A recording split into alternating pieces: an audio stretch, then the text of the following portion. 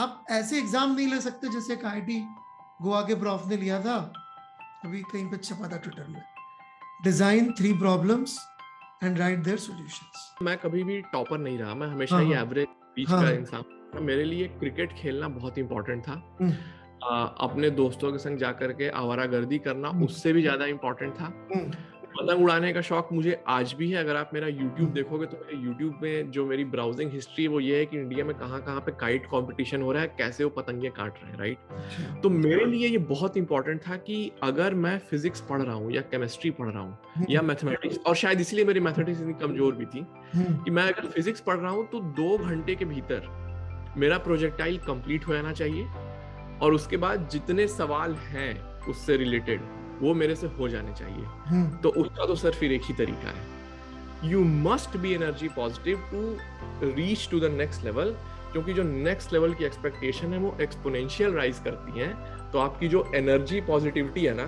सिर्फ उसी से आप कैचअप कर पाओगे। अगर आप कांस्टेंट भी रह गए ना, तो आपका जो कर्व है करियर का वो ऐसे प्लेटू कर जाएगा। The only way you can go in this trajectory is that the more you work, the more energy your work gives you. तो मुझे तो लगता है सर ये मेरा इंसेंटिव है।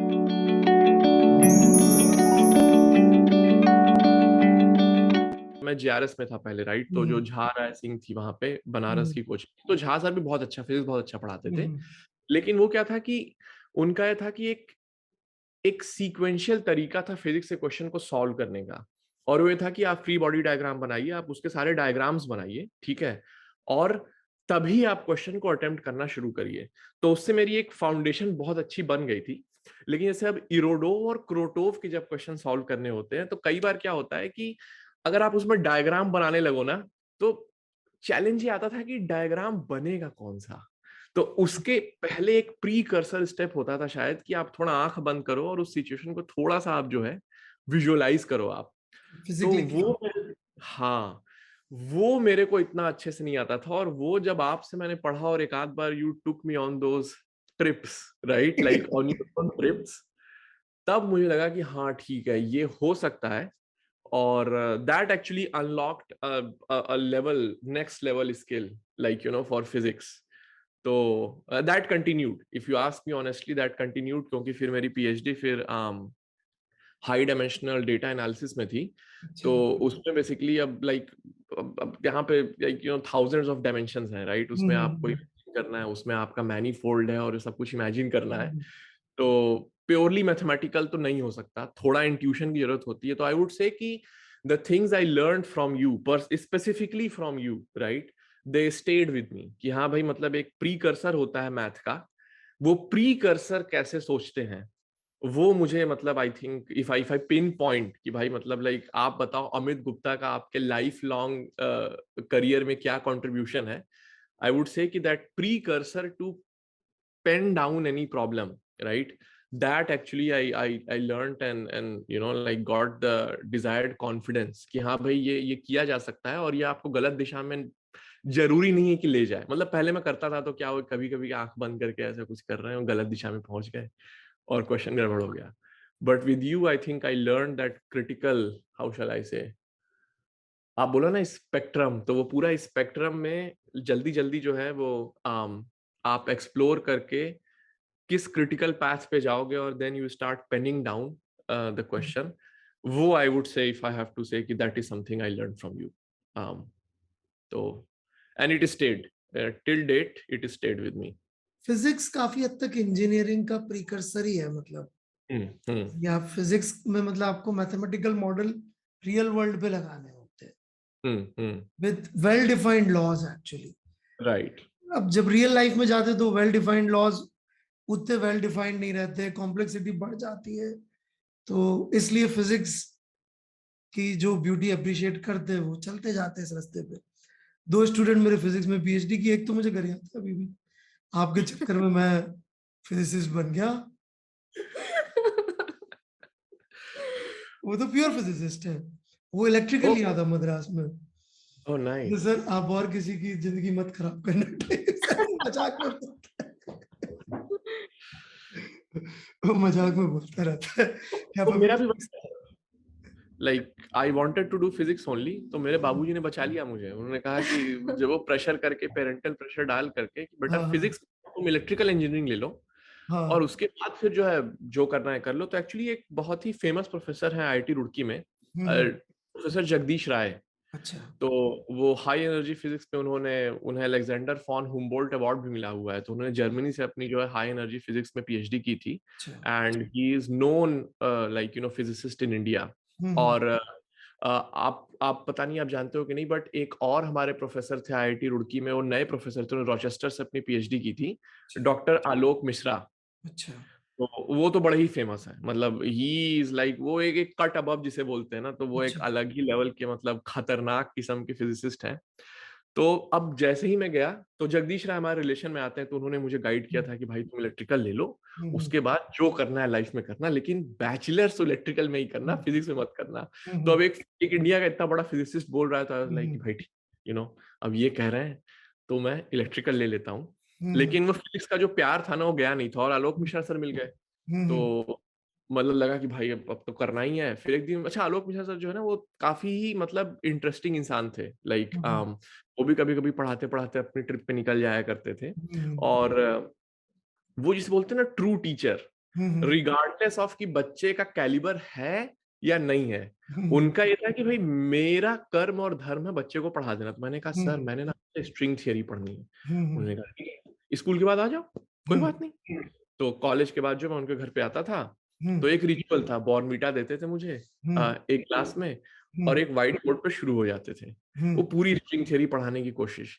मैं 2-3 बार गया, मैं समझ गया भाई ना हो पाएगा, ये तो प्योर मैथ है, वो तो प्योर मैथ है, तो थोड़ा टाइम लगेगा।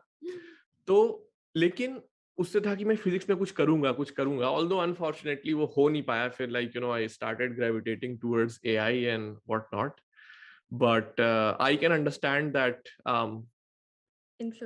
influence of like amazing physics teachers, कि काफी दिन तक आप फाइट मारते रहते हो, बहुत हाँ दिन हाँ तक हाँ आप हाँ। फाइट मारते रहते हो अरे कि वो जब कुछ। इलेक्ट्रिकल ले रहा था हर्ष सिंह, मैंने उसको बोला भाई तेरी शादी किसी और से कर रहा है, प्यार किसी और से है तू, तेरी शादी नहीं चलेगी।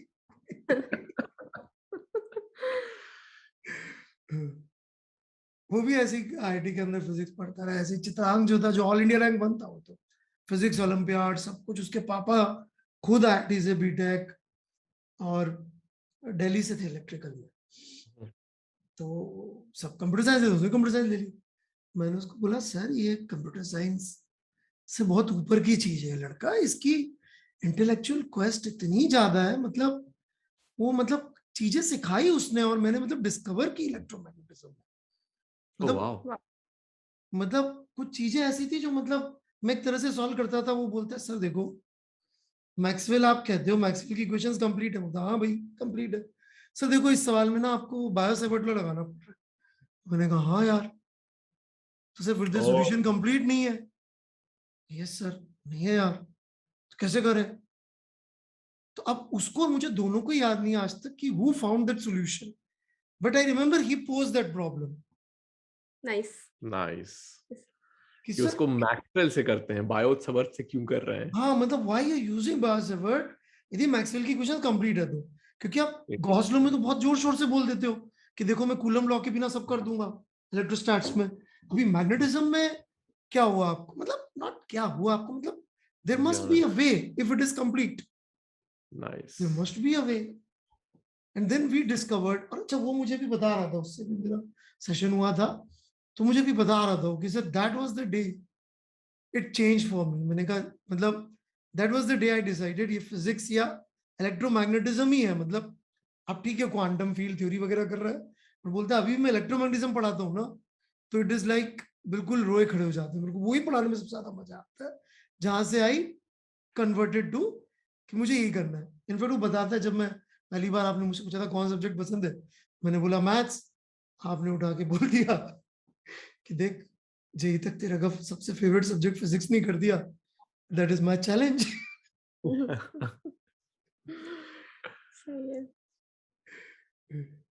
नहीं, वो टीचर का जो पैशन होता है ना, होता कंटेजियस तो होता है, बहुत ज्यादा।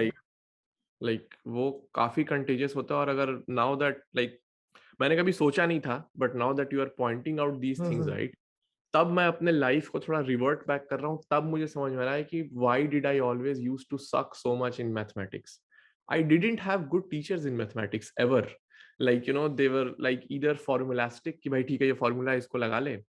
I was very lucky to have like an amazing chemistry teacher in JRS, an amazing physics teacher. तो वो जो foundation थी काफी अच्छी बनी और वो फिर बढ़ती चली गई. मैथ में ठीक है मैं बंसल में था, लेकिन स्टिल आई शुड, ठीक है अब क्या ही फर्क पड़ता है.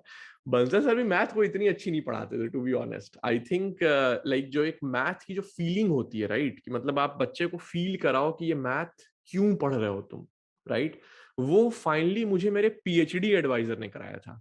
Like in the and, like you no, if you ask me कि हाँ ठीक है तो मैथ फील कब होनी शुरू, लाइक क्योंकि हाँ अल्टीमेटली मेरा सारा रिसर्च तो हाँ अभी हाँ मैथमेटिक्स, हाँ राइट. फील होनी कहाँ से शुरू हुई? वो फील होने मेरे पीएचडी एडवाइजर ने मुझे जो है मेरी आंखें खोली थी कि नहीं नहीं देखो ऐसे ऐसे ऐसे ये होता है, इसलिए होता है. I was like oh nice. तो वो मुझे मिला नहीं, वो चीज जो है मुझे कभी वो जेई के प्रिपरेशन के दौरान जो है, कई लोगों को मिल जाती है एक्चुअली. आई वुड से कि आई मस्ट हैव बीन मतलब लैकिंग समथिंग फॉर श्योर. लेकिन एक टीचर भी जो होते हैं ना, मतलब जो फील करा दें थोड़ा आपको, वो भी मुझे शायद मिले नहीं, तो उसके चलते मैं कभी कनेक्ट ही नहीं कर पाया मैथमेटिक्स से. मैं भी कभी नहीं करेक्ट कर पाया maths. That is the reason I do this job. नहीं तो I would have been a physicist. मुझे अच्छा ना. एक्चुअली जब मेरा जेई में सिलेक्शन हुआ, आई ऑलमोस्ट डिसाइडेड मैं आईआईटी कानपुर में एमएससी फिजिक्स लूंगा. Full final decision. पापा मैंने बोल भी दिया तेरे को जो करना है कर यार. मैं तो मतलब तू सेलेक्ट हो गया ही बहुत बड़ी बात है उस जमाने में. तो मतलब बहुत बड़ी चीज होती थी. मतलब my father was like this कि कोटा में किसी को जाके पहले समझा देते कि देखो आईआईटी क्या होता है, फिर उसको मिठाई दे देते थे कि मेरे बेटे का सिलेक्शन हुआ है. सही है. ये कौन से ईयर में था सर कोटा में ऐसा? 93 90 95. Wow okay. 95 में आईआईटी वाज नॉट इंडिया में इतनी फेमस नहीं थी. तो मतलब कोटा छोड़. आई सी नाइस. सिर्फ पढ़े लिखे लोगों को थोड़ा बहुत 93 92 तक आइडिया लगना शुरू हुआ था कि आईआईटी कोई जगह है. वो तो जब ये लिबरलाइजेशन हुआ ना, तब फर्क पड़ने लगा जॉब्स में और सब चीजों में. नहीं तो सिर्फ पढ़े लिखे लोगों को पता था कि अच्छा आईआईटी कोई चीज होती है. नॉर्मल लोगों को तो मतलब आई हैव सीन केसेस जहां लोगों ने मुझे बताया कि अरे यार यहाँ पास में कॉलेज है, यहीं क्यों नहीं एडमिशन ले लेते, कहाँ इतनी दूर जाओगे. सर यू वोंट बिलीव हाँ 2003 में हाँ रीवा में भी यही हाल था. मुझे मेरे हाँ मैथ टीचर से पता चला था कि आईआईटी कुछ होता है. तो my math teacher in 10th standard asked me that हाँ I was good in math, I was good in हाँ classes, I was very student. Hmm, He asked me what do you want to become, क्या बनना चाहते हो आप. तो आपको पता है मतलब इंडिया में कैसे होता है. मेरा था कि I want to become a collector, I want to become an IAS officer, that's what I want to become. हाँ So he told me that okay, first you crack IIT and then you हाँ. become IAS. अच्छा. And then I started to think about okay, what is IIT? No one in my family knew. I was the first one from my family to get into IIT and you know qualify for JEE. And after that, you know, several of siblings और cousins ने follow किया उसके बाद. But तब पता चला मुझे अपने मैथ टीचर से कि IIT कुछ होता है. और कोचिंग्स भी नहीं थे उस टाइम पे. लेकिन 1-2 साल के अंदर just with in 1 or 2 years Rewa में इटसेल्फ 10-12 कोचिंग्स आ गए थे. तो मतलब इतना फास्ट चेंज हुआ ना. जब मैंने सोचना शुरू किया 10th स्टैंडर्ड, हम लोग 10th स्टैंडर्ड में एक्चुअली सोचना शुरू किया कि आईआईटी करना है. अब तो आजकल बच्चे मतलब फर्स्ट क्लास से ही शुरू कर देते हैं सोचना. But at the time 10th standard में सोचना शुरू किया. विद इन जब तक मैं 12th में आई और जब मैं एक्चुअली कोटा गई, उस ईयर तक रीवा में ऑलरेडी 10-12 कोचिंग सेंटर्स आ चुके थे. तो मतलब बहुत रैपिड चेंज हुआ. और अब से बोल रहा हूँ उसके पहले पता भी नहीं था. मतलब स्कूल में ही बहुत सारे टीचर्स को भी नहीं पता था कि वो गाइड कर सके स्टूडेंट्स को भी क्या करना है, मतलब जो टॉपर्स हो कहाँ जाएंगे. तो यार ड्रास्टिकली चेंज हुई हैं चीजें. ये बात तो है. 99-2000 में जब मैंने पढ़ाना शुरू किया था करियर पॉइंट पे, तो मेरे को ड्रॉपर बैच दे दिया. नया फ्रेश लड़का मैं, इतना पतला दुबला, कॉलेज से निकल के आया था, खाने को मिलता नहीं कॉलेज में. तो बिल्कुल ऐसा था. वहां पहुंचा ड्रॉपर बैच, वहां पे जाड़े जाड़े लड़के ऐसे तगड़े तगड़े, दाढ़ी मूछ बिल्कुल. मैंने उनसे पूछ लिया क्या उम्र है. बोले 22 साल. मैंने कहा 22 साल. बोला क्या कर रहे हो. फिर अकेले में ही बात करी. बोला सर मेरी तो शादी होगी, दहेज के पैसों से पढ़ रहा हूँ. वो तो मैंने अरे। बीएससी करी, किसी ने मुझे बताया कि IIT is the best place to study, और मैं इंटेलिजेंट था इसलिए मैं यहाँ पे बीएससी करने के बाद पढ़ रहा हूँ। ससुराल वाले फाइनेंस कर रहे हैं मुझे तो। नाइस। सही है, ये नहीं पता था हम लोगों को। ये तो हाँ, एक्चुअली राजस्थान में थोड़ी जल्दी शादी हो भी हाँ, जाती है, हो राइट? जाती है हाँ, बिल्कुल। I was but born when my father was 21. Oh, okay okay. Okay, I interesting, was born. Interesting. मतलब मेरे फादर की डिग्री और मेरी बर्थ डेट करीब करीब सेम है। ओह, नाइस। नाइस। So, राजस्थान में है भी सही थोड़ा सा ऐसे ही। सो पता नहीं था लोगों को इतना ज्यादा, मेरे समय पे भी तो यही चलता था कि आईआईटी में तैयारी करना ही मतलब अपने आप में बड़ी चीज होती थी। हम लोग सब उसी जमाने के। तुम बनारस के हो इसलिए तुम्हारे यहाँ हाँ, पे बहुत ज्यादा उधर है इस चीज का, पढ़ाई लिखाई का। हाँ, वो असल में थोड़ा बिहार से भी काफी क्राउड आता है वहां पे, हाँ क्योंकि हाँ एक क्लोज टू अ मेट्रोपॉलिटन हाँ सिटी हाँ। टाइप एनवायरनमेंट मिलता है पढ़ने का, तो उसके चलते हो गया। बट हाँ, अदरवाइज मुझे पता नहीं था, 9th 10th तक तो मुझे भी आइडिया नहीं था। उसके बाद ही मुझे चला कि ठीक है, कुछ होता है, आईआईटी भी कुछ होता है। बीएचयू इतनी पुरानी यूनिवर्सिटी है ना, तो यूनिवर्सिटी टाउन्स में शायद थोड़ा बहुत तो पता रहता ही है पढ़ाई लिखाई का। मतलब लेकिन सर मैं थोड़ा सा वो था ना, मतलब लाइक मैं कभी टॉपर तो था नहीं, तो मुझे कोई आइडिया था नहीं, लेकिन मिड टीयर स्टूडेंट, तो मुझे कुछ आइडिया था नहीं 10th में पता चला कि हाँ ठीक है, ये करना पड़ता है। तो लाइक हाँ ठीक है, कर लेंगे, हर कोई करता है, हम भी करेंगे। और फिर अच्छे टीचर्स मिल गए जेआरएस में, तो फिर थोड़ा वो सब्जेक्ट में जो है वो काफी ज्यादा इंटरेस्ट आने लगा। But otherwise you wouldn't believe, seriously you wouldn't believe, like before I think 11th my favourite subject perhaps used to be Hindi. कि हिंदी की किताबें पढ़ूंगा, कविताएं पढ़ूंगा, वो जीवनी पढ़ूंगा लोगों की, काफी मजा आता था मुझे उसमें, काफी काफी काफी इंटरेस्ट आता था मुझे उन सब चीजों में। पढ़ना तो अच्छी चीज है। राइट, मैंने जितने भी लोगों से बात करता हूँ जो भी अच्छा कर रहे हैं लाइफ में, generally they have a good reading habit. कुछ ना कुछ तो पढ़ रहे होते हैं। पढ़ना इज ऑलवेज गुड। हम्म। कुछ भी पढ़ो, कोई दूसरी दुनिया में एक विंडो मिल जाती है आपको सोचने की, समझने की। अभी तुम तो पढ़ाती हो अनामिका, राइट? हाँ सर, पढ़ाती हूँ मैं। मैंने वही इलेक्ट्रिकल से किया था। हाँ हाँ। और उसके बाद I got more fascinated with power systems engineering. तो पुराना इलेक्ट्रिकल, बड़ी machines and all those things, और वो भी एक बच्चों का माइंड, टीचर्स इन्फ्लुएंस यू। तो वहाँ पे बहुत अच्छे एक टीचर थे आईआईटी रुड़की में, जिन्होंने काफी इन्फ्लुएंस किया मुझे। एंड मैंने फिर फाइनली उस पर और पढ़ना शुरू किया इलेक्ट्रिकल मशीन्स के ऊपर, और not just machines, power grid in general. तो मैंने वही कंटिन्यू किया, उसी में मैंने पीएचडी भी की। और अभी हाँ, मैं प्रोफेसर हूँ वॉशिंगटन स्टेट यूनिवर्सिटी में। तो मेरा भी थोड़ा बहुत यही होता है, मतलब इतना तो पैशन नहीं आता जितना शायद आप पढ़ाते रहे होंगे। बट मैं भी ट्रिप पे निकल जाती हूँ, विच इज थोड़ा थोड़ा गड़बड़ हो जाता है क्लासेस में जब अंडरग्रेड स्टूडेंट्स को आप पढ़ा रहे हो तो। But connecting the concept from electromagnetism से इंजीनियरिंग साइड, मशीन साइड, कैसे चीजें इवॉल्व होती है, सब कुछ कैसे फिट होता है एक साथ, राइट? और आप मतलब एज अ प्रोफेसर यहाँ पे बहुत सारा टाइम आपका रिसर्च करने में जाता है। तो कुछ कॉन्सेप्ट अगर आप वहां से ला करके बच्चों को पढ़ा सको, जो कि उस समय समझ में नहीं आता, कि नहीं समझ में आएगा बिकॉज तुमने कनेक्टेड पीसेस पढ़ाई नहीं, तो कैसे समझ में आएगा इस टाइम पे। बट आप फिर भी उस ट्रिप पे निकल जाते हो कुछ पढ़ाने के लिए बच्चों को। तो और हाँ, मुझे बहुत मजा आता है पढ़ाने में, मतलब that's one thing that I really really enjoy बहुत ज्यादा। तो पर पता नहीं बच्चों को आता है कि नहीं आता है उतना ज्यादा।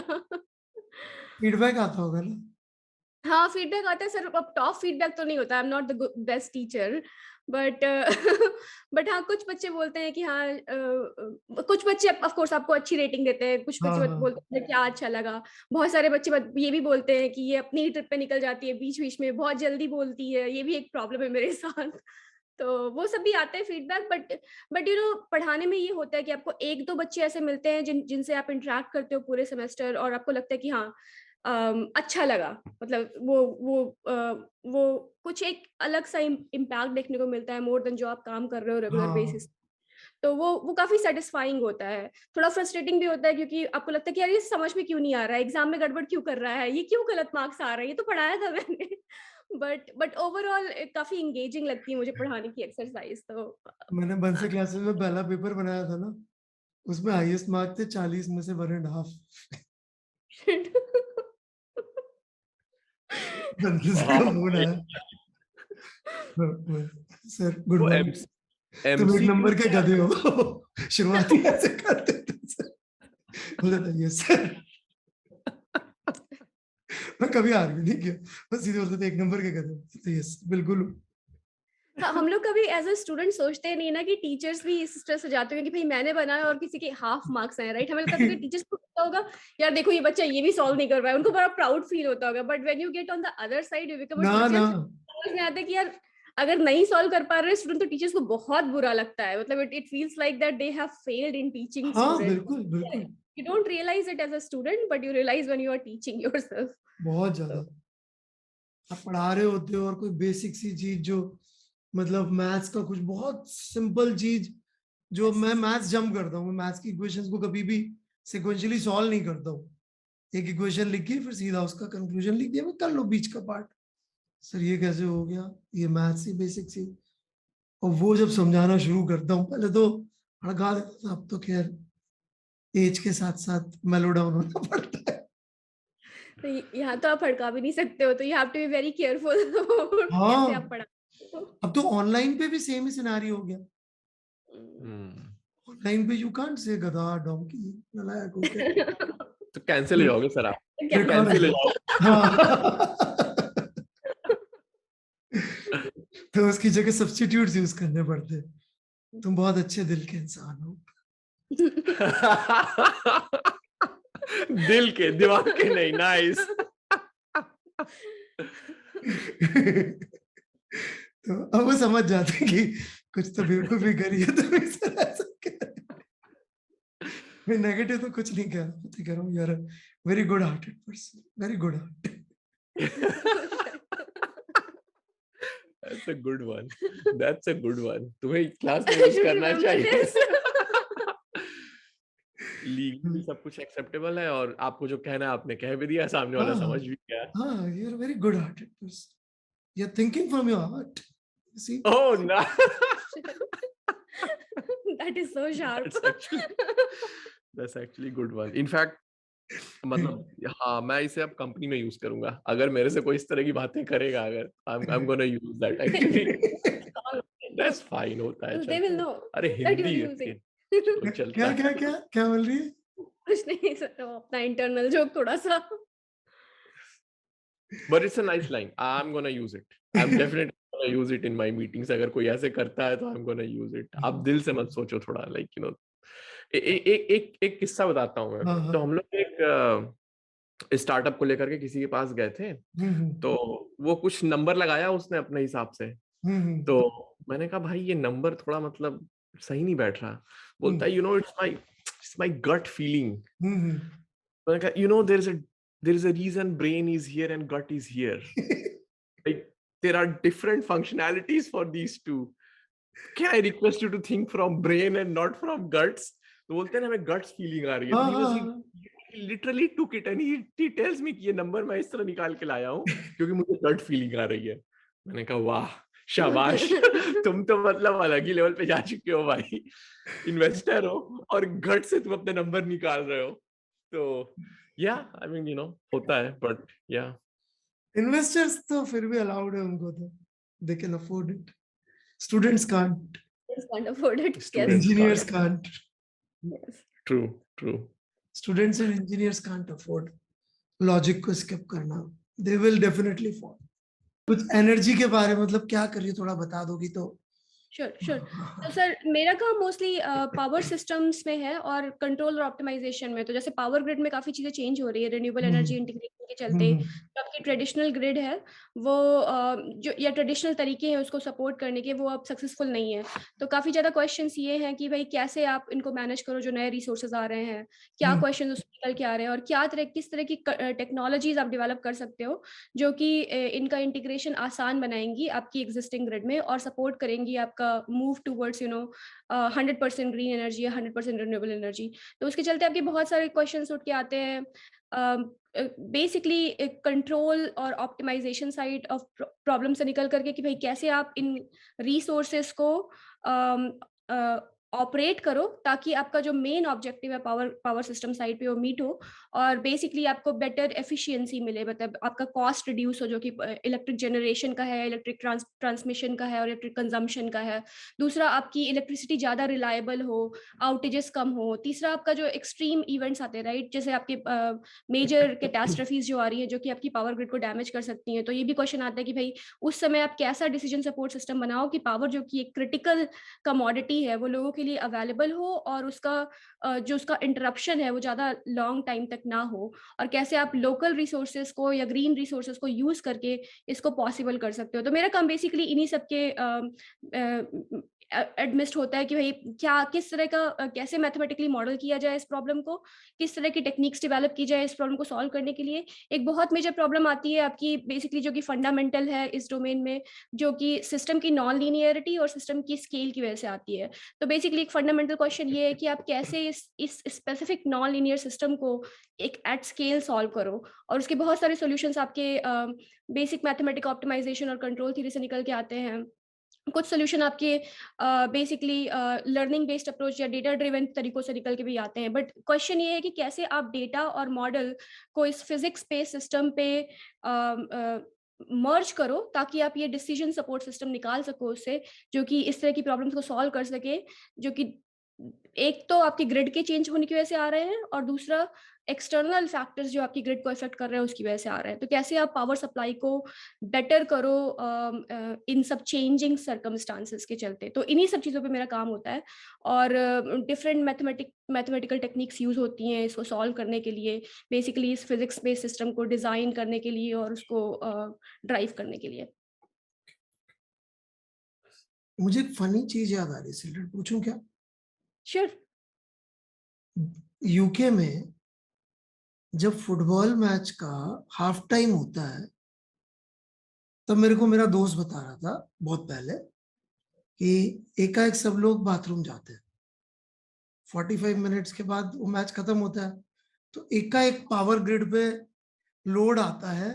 सो दे डिजाइन इट सच अ वे कि उस समय वो वाटर को हाइड्रल पावर पे उल्टा पंप करके रख दे ताकि उसको छोड़ेंगे, ताकि it can help generate the help power search. ये सच है क्या? सुना है क्या सर तुमने?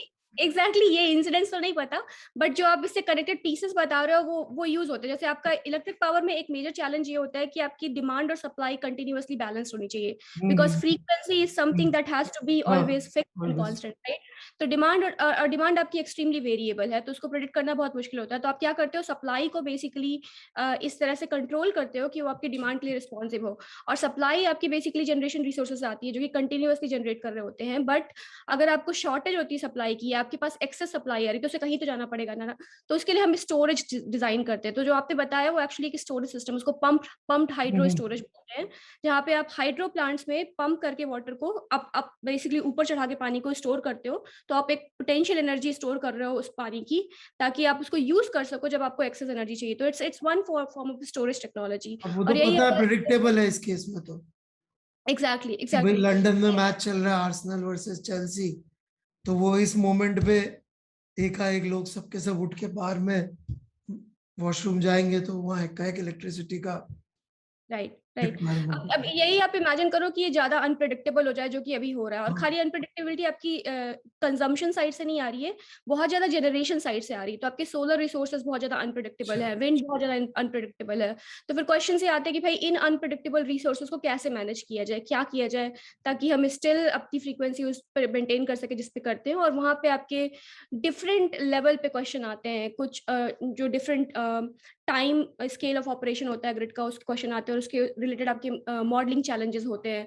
जैसे फास्टर टाइम स्केल या डायनामिक्स में क्या क्वेश्चंस हैं, स्लोअर टाइम स्केल या क्वाज़ी स्टैटिक ऑपरेशन में क्या क्वेश्चंस हैं। तो उस तरह के सवाल आते हैं आपके डिसीजन मेकिंग के, कि कैसे आप बेसिकली डिजाइन करो और कैसे आप इसको ऑपरेट करो ताकि आप ये मेन चैलेंज जो है आपका उसे मीट कर सको।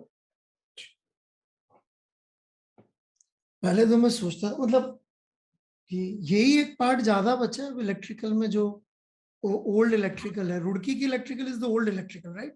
It is not electrical is Bombay या दिल्ली नो की no electrical is electronics. Yes yes. So Roorkee की electrical is a old electrical. So is old electrical, right? मैं बच्चों को यस। हमेशा लेने से मना करता हूँ। पता होता मुझे अगर तो मैं नहीं लेता। Sir the I think old electrical तो है फॉर श्योर, लेकिन जो चीजें आपकी चेंज हो रही है ना इलेक्ट्रिकल साइड पे, वो इस फील्ड को काफी एक्साइटिंग बना रही हैं। तो there has to be an effort to change certain curriculum of course material in the old electrical field as well, क्योंकि आपकी बहुत सारी प्रॉब्लम्स जो हैं इस साइड पे, इलेक्ट्रिकल साइड पे, ओल्ड इलेक्ट्रिकल साइड पे, वो अब इलेक्ट्रॉनिक्स का यूज काफी ज्यादा इंपॉर्टेंट है उसमें, जैसे पावर इलेक्ट्रॉनिक्स बहुत इंपॉर्टेंट है। तो और वो फील्ड जो है वो काइंड ऑफ मैरी हो रही है with electronics and electrical side, right? And it's making it very exciting for future, at least in terms of job prospect as well as आपका क्या impact हो सकता है, आप क्या कर सकते हो। तो मेरे लिए actually power grid is like a giant machine जो कि आपकी मतलब एक पूरे कॉन्टिनेंट में हाँ वो मैं काम समझ गया, पावर कौन ग्रिड वाली सी बात तो समझ गया। दैट इज तो समथिंग तुम्हारे साथ में मेरे ख्याल से मतलब maybe some people from computer science या डेटा साइंसेस से भी लोग यस शायद यस इसमें इन्वॉल्व होंगे। हाँ सर, प्योर काफी इंटरडिसिप्लिनरी हो रही है हाँ फील्ड, काफी डेटा साइंस, इंटरेस्टिंग, ये वाला computer part science, interesting. Climate change से लोग आ रहे हैं बिकॉज ऑफ क्लाइमेट एक्शन। आपका बेसिकली आपका ग्रिड अफेक्ट कर रहा है बहुत ज्यादा, और आप क्या कर सकते हो इनफैक्ट मॉडलिंग के बेसिस पे कि भाई आपका कोई कोई डिजास्टर आ रहा है तो आपकी पावर ग्रिड को किस तरह से ब्रेक करेगा, आप क्या चीजें स्ट्रेंथन कर सकते हो। ये सारे क्वेश्चंस भी उभर के आ रहे हैं जो कि इलेक्ट्रिकल नहीं है, ज्यादा मैकेनिकल है क्वेश्चंस, राइट? बट मैकेनिकल और इलेक्ट्रिकल स्टिल कपल्ड है in sense of power delivery. तो वो सारे क्वेश्चंस भी आ रहे हैं, तो काफी इंटरडिसिप्लिनरी फील्ड हो रही है, which I think is getting more exciting now, और एटलीस्ट कुछ नेक्स्ट 10-15 ईयर्स तक ये थोड़ा एक्साइटिंग रहेगी फील्ड, मुझे ऐसा लगता है। इंडिया में वैसे एडवाइस नहीं करना चाहिए ना कि करना चाहिए? सर इट्स अ अभिषेक से मिक्स। पूछूंगा, तुमसे नहीं, तुम्हारे तो फील्ड है। Let him answer. मतलब सर डिपेंड करता है कि मतलब लाइक करियर के ऑब्जेक्टिव्स क्या है। जैसे कि लाइक हमारे कॉम्पनसेशन में लाइक 10 टाइम्स डिफरेंस है और वो बढ़ेगा ही आगे, वो कम नहीं होगा, वो बस आगे बढ़ता ही जाएगा, राइट? तो if compensation and money making is one of the desired outcome, तो फिर तो इलेक्ट्रिकल नहीं रेकमेंड करूंगा मैं। फिर तो आई वुड बी कि आप सीएस जाइए, आप कंप्यूटर साइंस में एआई और जो मैथमेटिक्स है, डेटा एनालिसिस, उससे रिलेटेड कुछ करिए। और फील्ड ये भी काफी एक्साइटिंग है एआई की। I think AI is gonna fundamentally touch our lives. In fact अभी आप एक like if people are interested, एक रिसर्च आया है डीप माइंड से, इट्स कॉल्ड अल्फा फोल्ड। तो उन्होंने कुछ 50 साल पहले की एक प्रॉब्लम थी कि जो प्रोटीन है, अमीनो एसिड्स की जो चेन होती है, वो फोल्ड करके 3 डायमेंशनल स्ट्रक्चर कैसा लेगी। तो फाइनली उन्होंने वो प्रॉब्लम सॉल्व कर दी है टू अ पॉइंट कि now like it is considered solved by that medical body that has been governing that challenge for last 50 years. तो अब उससे वो बोल रहे हैं कि we can do things that we were not being able to do, और शायद उसको नोबेल भी मिलेगा, शायद मतलब ऐसा कहा जा रहा है कि शायद नोबेल प्राइज मिल जाएगा उसको, मेडिकल का जो है। एआई वालों को हाँ मेडिकल का नोबेल प्राइज मिलेगा, लाइफ साइंसेज। शायद, हाँ हाँ हाँ। वो होना ही आप आगे ना पीछे होना था तो कि लाइफ साइंसेज के नोबेल इधर जा नहीं जाने थे। तो मतलब मैं काफी सालों से सोच रहा था कि यार क्यों नहीं जाने शुरू हुए अभी तक। तो एआई काफी इंटरेस्टिंग है, और एआई का यूज इनफैक्ट बेसिकली मैंने कहीं पढ़ा था Abhishek, sorry to interrupt, that would be the last human discovery. अगर आप मतलब जैसे कभी कभी मैं सोचता तो हूँ, ऑल्दो मैं उस तरह के काम नहीं करता, मैं like I am not making AGI, तो उसे बेसिकली एजीआई बोलते हैं। अच्छा what is G? I think is general, I think is like general like okay. हाँ, तो उसे एजीआई बोलते हैं। तो I don't work in AGI, लेकिन जैसे कुछ मॉडल्स आए हैं अभी, उसे जीपीटी बोलते हैं, आई थिंक उसका फुल फॉर्म भूल रहा हूँ मैं, GPT-3 मॉडल है। तो उन्होंने उसे ट्रेन किया तो दे फाउंड कि it can actually right literature, और कोड तो वो खुद भी लिख सकता है। Like if you ask it a question कि भाई मुझे वेबसाइट डिजाइन करके दे दो, तो वो कोड वोड लिख करके दे दे रहा है बेसिकली। तो वो चीजें भी थोड़ी थोड़ी जो है, I think there gonna get better. और जैसे जैसे कंप्यूट हमारा बढ़ता जाएगा, तो अभी भी ब्रेन जो है हमारा, उसके अगल बगल का भी सुपर कंप्यूटर एग्जिस्ट नहीं करता है। बट आई थिंक जैसे जैसे वो पावर बढ़ती जाएगी, कंप्यूट पावर, और हम जो डेटा है उसको हार्नेस कर पाएंगे, आई थिंक कि शायद we can move towards AGI sooner than what we thought 10 years 15 years ago। और स्पेशली जो फील्ड है डीप न्यूरल नेटवर्क्स की, उसने जो है वो पूरा रिवोल्यूशनाइज किया है उसे। ऐसा नहीं कि डीप न्यूरल नेटवर्क नए हैं, वो 1976 में वो आपके आ चुके थे, उसमें कंप्यूट लेकिन नहीं था कि आप एक्चुअली उस लाइक यू नो कॉम्प्लेक्सिटी के फंक्शंस आप लर्न कर सको। तो अल्टीमेटली एआई क्या है? Ultimately AI is like you have some input and you have some desired output, and you want to learn a mapping between them, and the input and output could be anything, like literally could be anything. Think of आजकल, जैसे मैंने आपको बताया था अपनी जब मैं बात कर रहा था, देयर आर न्यूरल नेटवर्क्स जिनकी जरूरत नहीं है टू बी ऑनेस्ट, लेकिन they are now predicting the entire mechanics of a let's say snooker board, कि अगर ये बॉल यहाँ से मारी जाएगी तो क्या होगा, और उसमें आप उसे फिजिक्स का बिल्कुल नहीं बता रहे, you are not telling the Newtonian laws और anything, you are just showing it multiple times कि देखो भाई ये मैं तुम्हें बता देता हूँ, दिखा देता हूँ, ऐसे बॉल्स ट्रेवल करती हैं, और उसके बाद जब फ्यूचर में उसके पास वो सिर्फ आता है तो वो बता देगा कि हाँ ठीक है, now I can tell you कि what will happen, and it's like you know, so in a way you are learning Newtonian laws using neural networks as well. So eventually, you know, there will be time when perhaps, you know, we will apply neural networks for predicting the future of humanity, the macro scale, micro scale. तो वो चीजें interestingly मैं अभी foundation ही देख रहा था. Oh, there you go. मैं बोलने वाला था कि अगर आप फाउंडेशन एसिमोव की फैन हो? बहुत बड़ा. ये नहीं है. You should actually fire him from your favorite student list. He has been punching me for कि क्या एसिमोव ने लिखा है बकवास है, इसको आप समझाइए कि एटलीस्ट फाउंडेशन पढ़ ले. जो उसने फाउंडेशन बनाया है, it has nothing to do with the real foundation the way it's written. So अरे देखने वाला और लिखने वाला मैच नहीं हो रहा है, ये कह रही हो ना? हाँ बिल्कुल मैच नहीं हो रहा है, बट देन स्टिल लेकिन बनाया अच्छा है, लेकिन अच्छा है. हाँ बनाया बहुत अच्छा है, मतलब लिखे हुए से बहुत डिफरेंट है. यस, बट जो उसका एसेंस था लिखे हुए का, वो इधर कैप्चर किया है. हाँ वो पूरी तरह से कैप्चर हो रहा है. भाई तू थोड़ा पढ़ सा ले यार, कम से कम 3 लॉ तो पढ़ ले रोबोटिक्स के. एग्जैक्टली 3 लॉ भी नहीं पता सर इसे. 3 लॉ पता है यार. फाउंडेशन क्या है? 3 लॉ, फाउंडेशन के 3 लॉ मुझे नहीं पता. रोबोटिक्स के 3 लॉ वो तो पता है. बताओ. A robot must never harm a human. That's one. A robot should obey the human as long as like the command does not ask it to harm another human. That's a good one. You remembered too. I didn't expect this. Third one is teacher और बीवी दोनों के सामने test चल रहा है तेरा. अरे यार इतना प्रेशर में है तू. तीसरा क्या है? ओके तो और ओबे नहीं, ओबे तो हो गया ना. बता दो तीसरा, आप ही बता दो. अब तुम पढ़ो. तुम्हारा होमवर्क है. Okay fine, it's your homework. मुझे याद था सर, मैं भूल गया सर. मैं थोड़ा टिकटॉक जानता हूँ to be honest. But you haven't read the book right? If you haven't then you can not claim. नहीं वैसे रोबोटिक्स के लॉ के लिए तो फाउंडेशन पूरी नॉवल पढ़ने की जरूरत नहीं है. आई रोबोट से काम चल जाएगा. हाँ वो तो रोबोट का पूरा एक अलग सीरीज निकाला था ना. रोबोट सीरीज से काम चल जाएगा. बट इसमें वो भी नहीं पढ़ा. मैं इलिटरेट हूँ सर, इस मामले में पूरी तरह इलिटरेट हूँ. मतलब आई विल बी ऑनेस्ट. तुम्हारे जैसे लोग ही ह्यूमैनिटी को निपटाएंगे.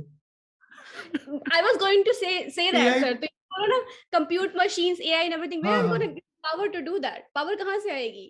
You still need energy, you still need power, you still need to, you know, sustain the humanity till you get to the point where you can leave this planet. तो sir मुझे लगता है कि actually आपकी जो young generation है ना, जैसे आपने बोला कि क्या उनको गाइड करना चाहिए, मुझे लगता है कि उनको ज्यादा जनरल पर्पस चीजों पे ट्रेन होना चाहिए. जैसे they should know math, they should know you know physics, they should know data science right, they should know basic electromagnetism. That is important. I think all of these things that we teach them in 11th 12th should be further strengthened in college. और उसके बाद फिर वो जाके जो तुम्हारे आपके smartest mind है वो जाके फिर इसको डिफरेंट डोमेन्स में अप्लाई करें राइट. अब आपको पावर में अगर इसकी नीड है, डेटा ड्रिवन डिसीजन मेकिंग की अगर पावर सिस्टम्स में नीड है, तो आप ढंग की एल्गोरिथम डिजाइन करो जो कि इन इंजीनियर सिस्टम पे इंप्लीमेंट हो सकती है और एक्चुअली इसको बेटर बना सकती है. हेल्थ एनालिटिक्स में नीड है, गो एंड डू दैट. मतलब I think that's what will open up the avenue for these students to make an impact on different domains. I think we need to pivot a little bit from boxing our students in undergrad कि भाई नहीं तो mechanical करो, हाँ, ये बहुत बड़ा production करो.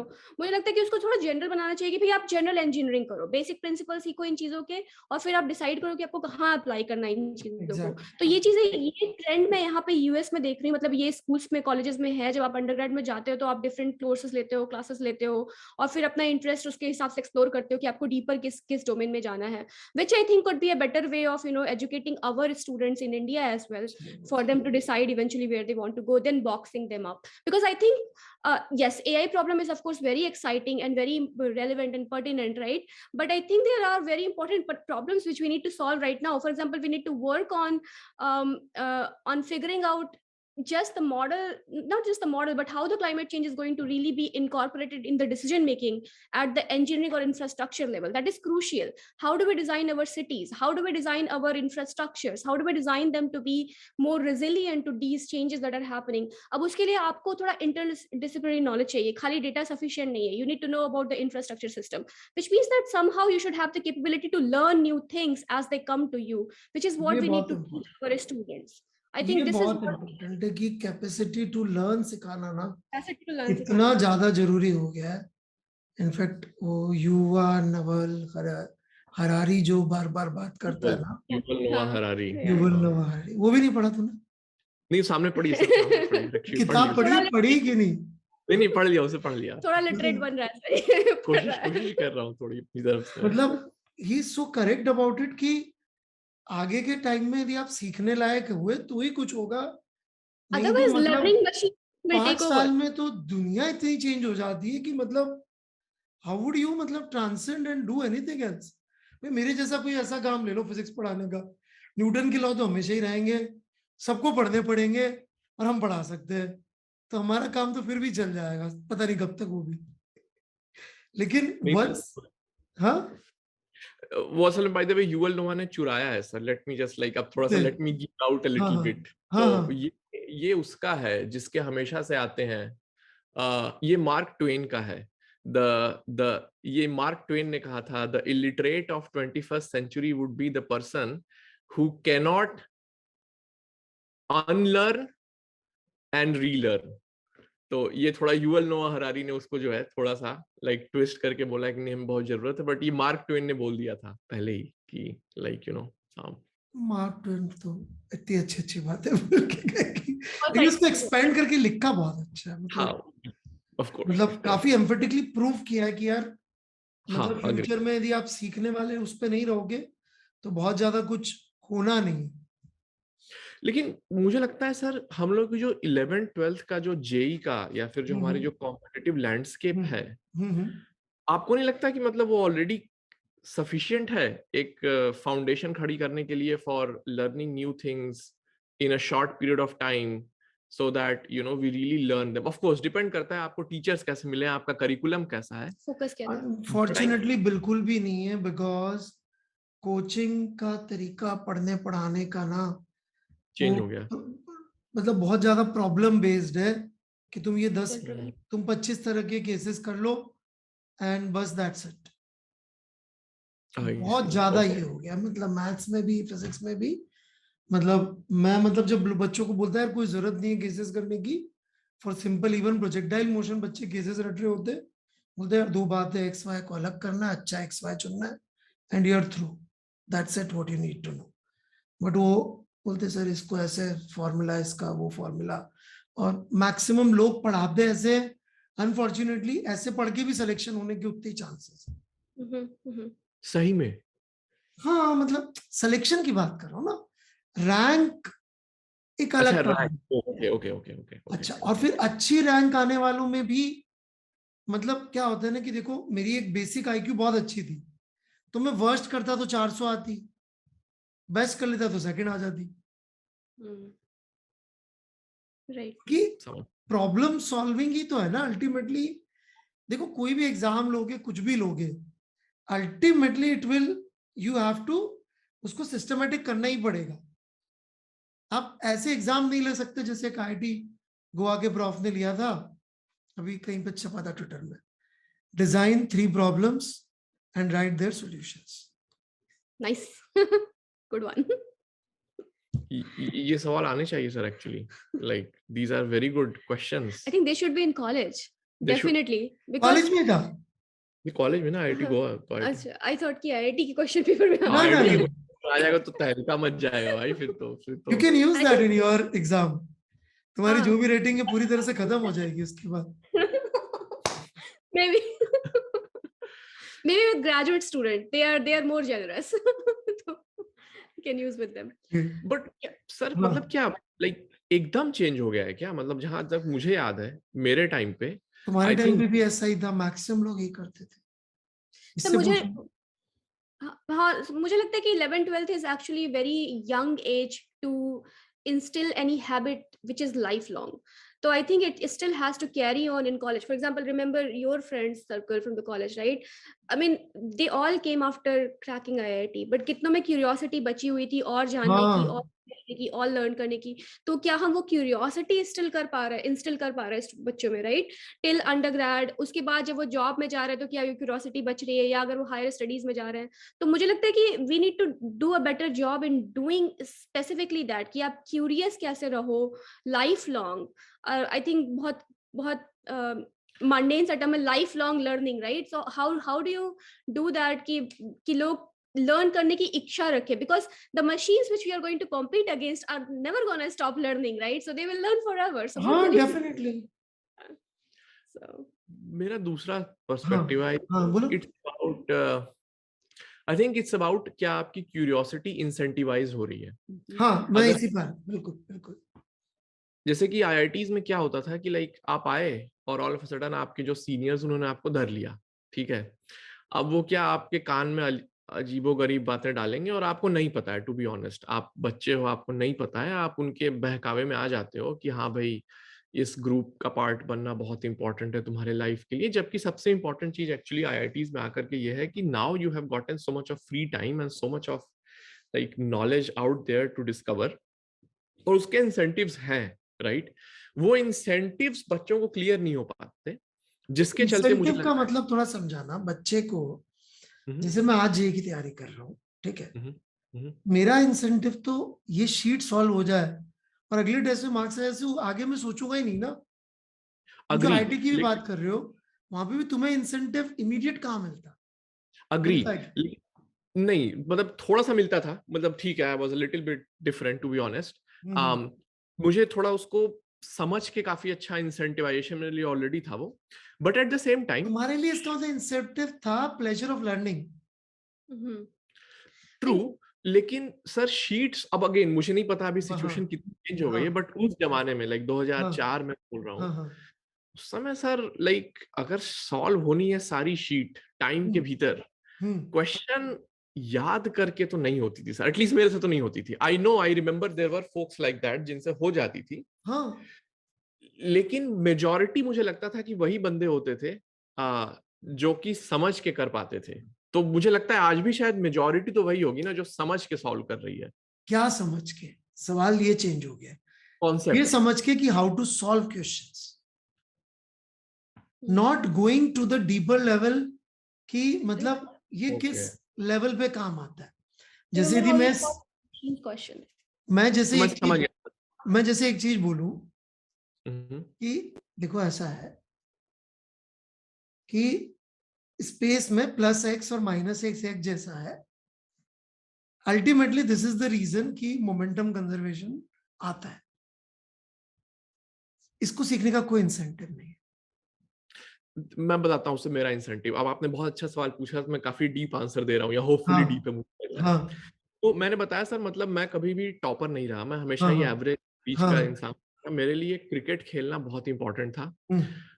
अपने दोस्तों के संग जाकर के आवारागर्दी करना उससे भी ज्यादा इंपॉर्टेंट था. पतंग उड़ाने का शौक मुझे आज भी है. अगर आप मेरा YouTube देखोगे तो मेरे YouTube में जो मेरी ब्राउजिंग हिस्ट्री है वो ये है कि इंडिया में कहाँ कहाँ पे काइट कंपटीशन हो रहा है, कैसे वो पतंगे काट रहे हैं, राइट? तो मेरे लिए ये बहुत इंपॉर्टेंट था कि अगर मैं फिजिक्स पढ़ रहा हूँ या केमिस्ट्री पढ़ रहा हूँ या मैथमेटिक्स, और शायद इसलिए मेरी मैथमेटिक्स इतनी कमजोर भी थी कि मैं अगर फिजिक्स पढ़ रहा हूँ तो 2 घंटे के भीतर मेरा प्रोजेक्टाइल कंप्लीट हो जाना चाहिए और उसके बाद जितने सवाल हैं उससे रिलेटेड वो मेरे से हो जाने चाहिए. तो उसका तो सर फिर एक ही तरीका है कि आपको उसका बेसिक कॉन्सेप्ट समझना पड़ेगा और एक फ्रेमवर्क अपने दिमाग में तैयार करना पड़ेगा, जिससे कि वो फिर प्रोजेक्टाइल के क्वेश्चन चाहे जैसे भी आए, आपको ये समझ में आ गया है कि at the end of the day it's going to be some form of a parabola, and you basically formulize it from that perspective. वो 1-2 घंटे में हो जाता है, चलिए 4 घंटे लग जाते थे किसी किसी कॉन्सेप्ट को करने में। तो आई थिंक मेरा इंसेंटिव ये था कि भाई मुझे मेरा वर्क लाइफ बैलेंस चाहिए, like even as a student मुझे मेरे वर्क लाइफ बैलेंस की काफी अभी तो वर्क लाइफ बैलेंस चाहिए ही नहीं किसी को भी। 10-10 12-12 घंटे पढ़ने को तैयार है, नंबर 1। हाँ नंबर 2, जो जेई के टीचर्स हैं उन लोगों ने क्या किया, सबको रिवर्स इंजीनियर कर दिया। उन्होंने क्या किया, जैसे हम लोग तो शीटों पे ना हर साल कोशिश करते थे नए नए सवाल डालने की, राइट। अब हम लोग भी एक लेवल से ज्यादा अब नए सवाल डालना शुरू कर दें अब तो बच्चे परेशान हो जाएंगे, नंबर 1। नंबर 2, मैंने एक प्रोफेसर सांगी हैं आईआईटी कानपुर सीएस के, खुद जो सीएस डिपार्टमेंट मिला हूं मैं। हाँ, वो यहाँ जब हम लोग पीएचडी कर रहे थे तो यहाँ पे वो रिक्रूटमेंट ड्राइव पे आए थे फॉर फैकल्टी पोजीशन। अच्छा अच्छा अच्छा। तो वो खुद आईआईटीएन है, 37 या 38 रैंक था उनका ही मैंने भी इंटरव्यू लिया था कुछ समय पहले। तो आईआईटी के प्रोफेसर्स को भी पेपर बनाने को लेके मतलब एक इंपॉर्टेंस ये है कि वो सीक्रेट रहे, लीक ना हो, और लेवल ठीक ठाक रहे, और कोचिंग से कॉपी ना हो जाए सवाल बस। बट उसमें कुछ बहुत ज्यादा कलाकारी करे, उस पे भी वो लोग बहुत ज्यादा परस्यू नहीं कर रहे।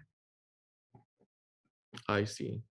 सो पेपर भी ऐसे हो गए हैं, पढ़ाने वाले इतने ज्यादा रिवर्स इंजीनियरिंग कर चुके हैं कि you don't need to actually understand कि अंदर चल क्या रहा है। लेकिन सर टाइम फिर ज्यादा नहीं लगता होगा, आप केस बाय केस चीजों को याद कर, टाइम बहुत है। यही शायद वो समझ नहीं पा रहे हैं। वो एज ऐसी है ना कि आप अगर इतना ज्यादा अपने आप को मेंटली प्रेशर कर दोगे, राइट, अपने आप को इतना ज्यादा स्ट्रेस मिलाओगे आप, so many hormonal changes are happening in your body at the same time you are putting yourself under so much of stress. It's a trauma, like it's actually clinical trauma actually, मतलब like agreed। तो I think बच्चों को शायद ये समझने की जरूरत है, या फिर एटलीस्ट उनके पेरेंट्स को कि भाई इंसेंटिव नहीं है ना, इंसेंटिव नहीं है, क्यों कर सो जब मेरा इस तरीके से हो जाता है।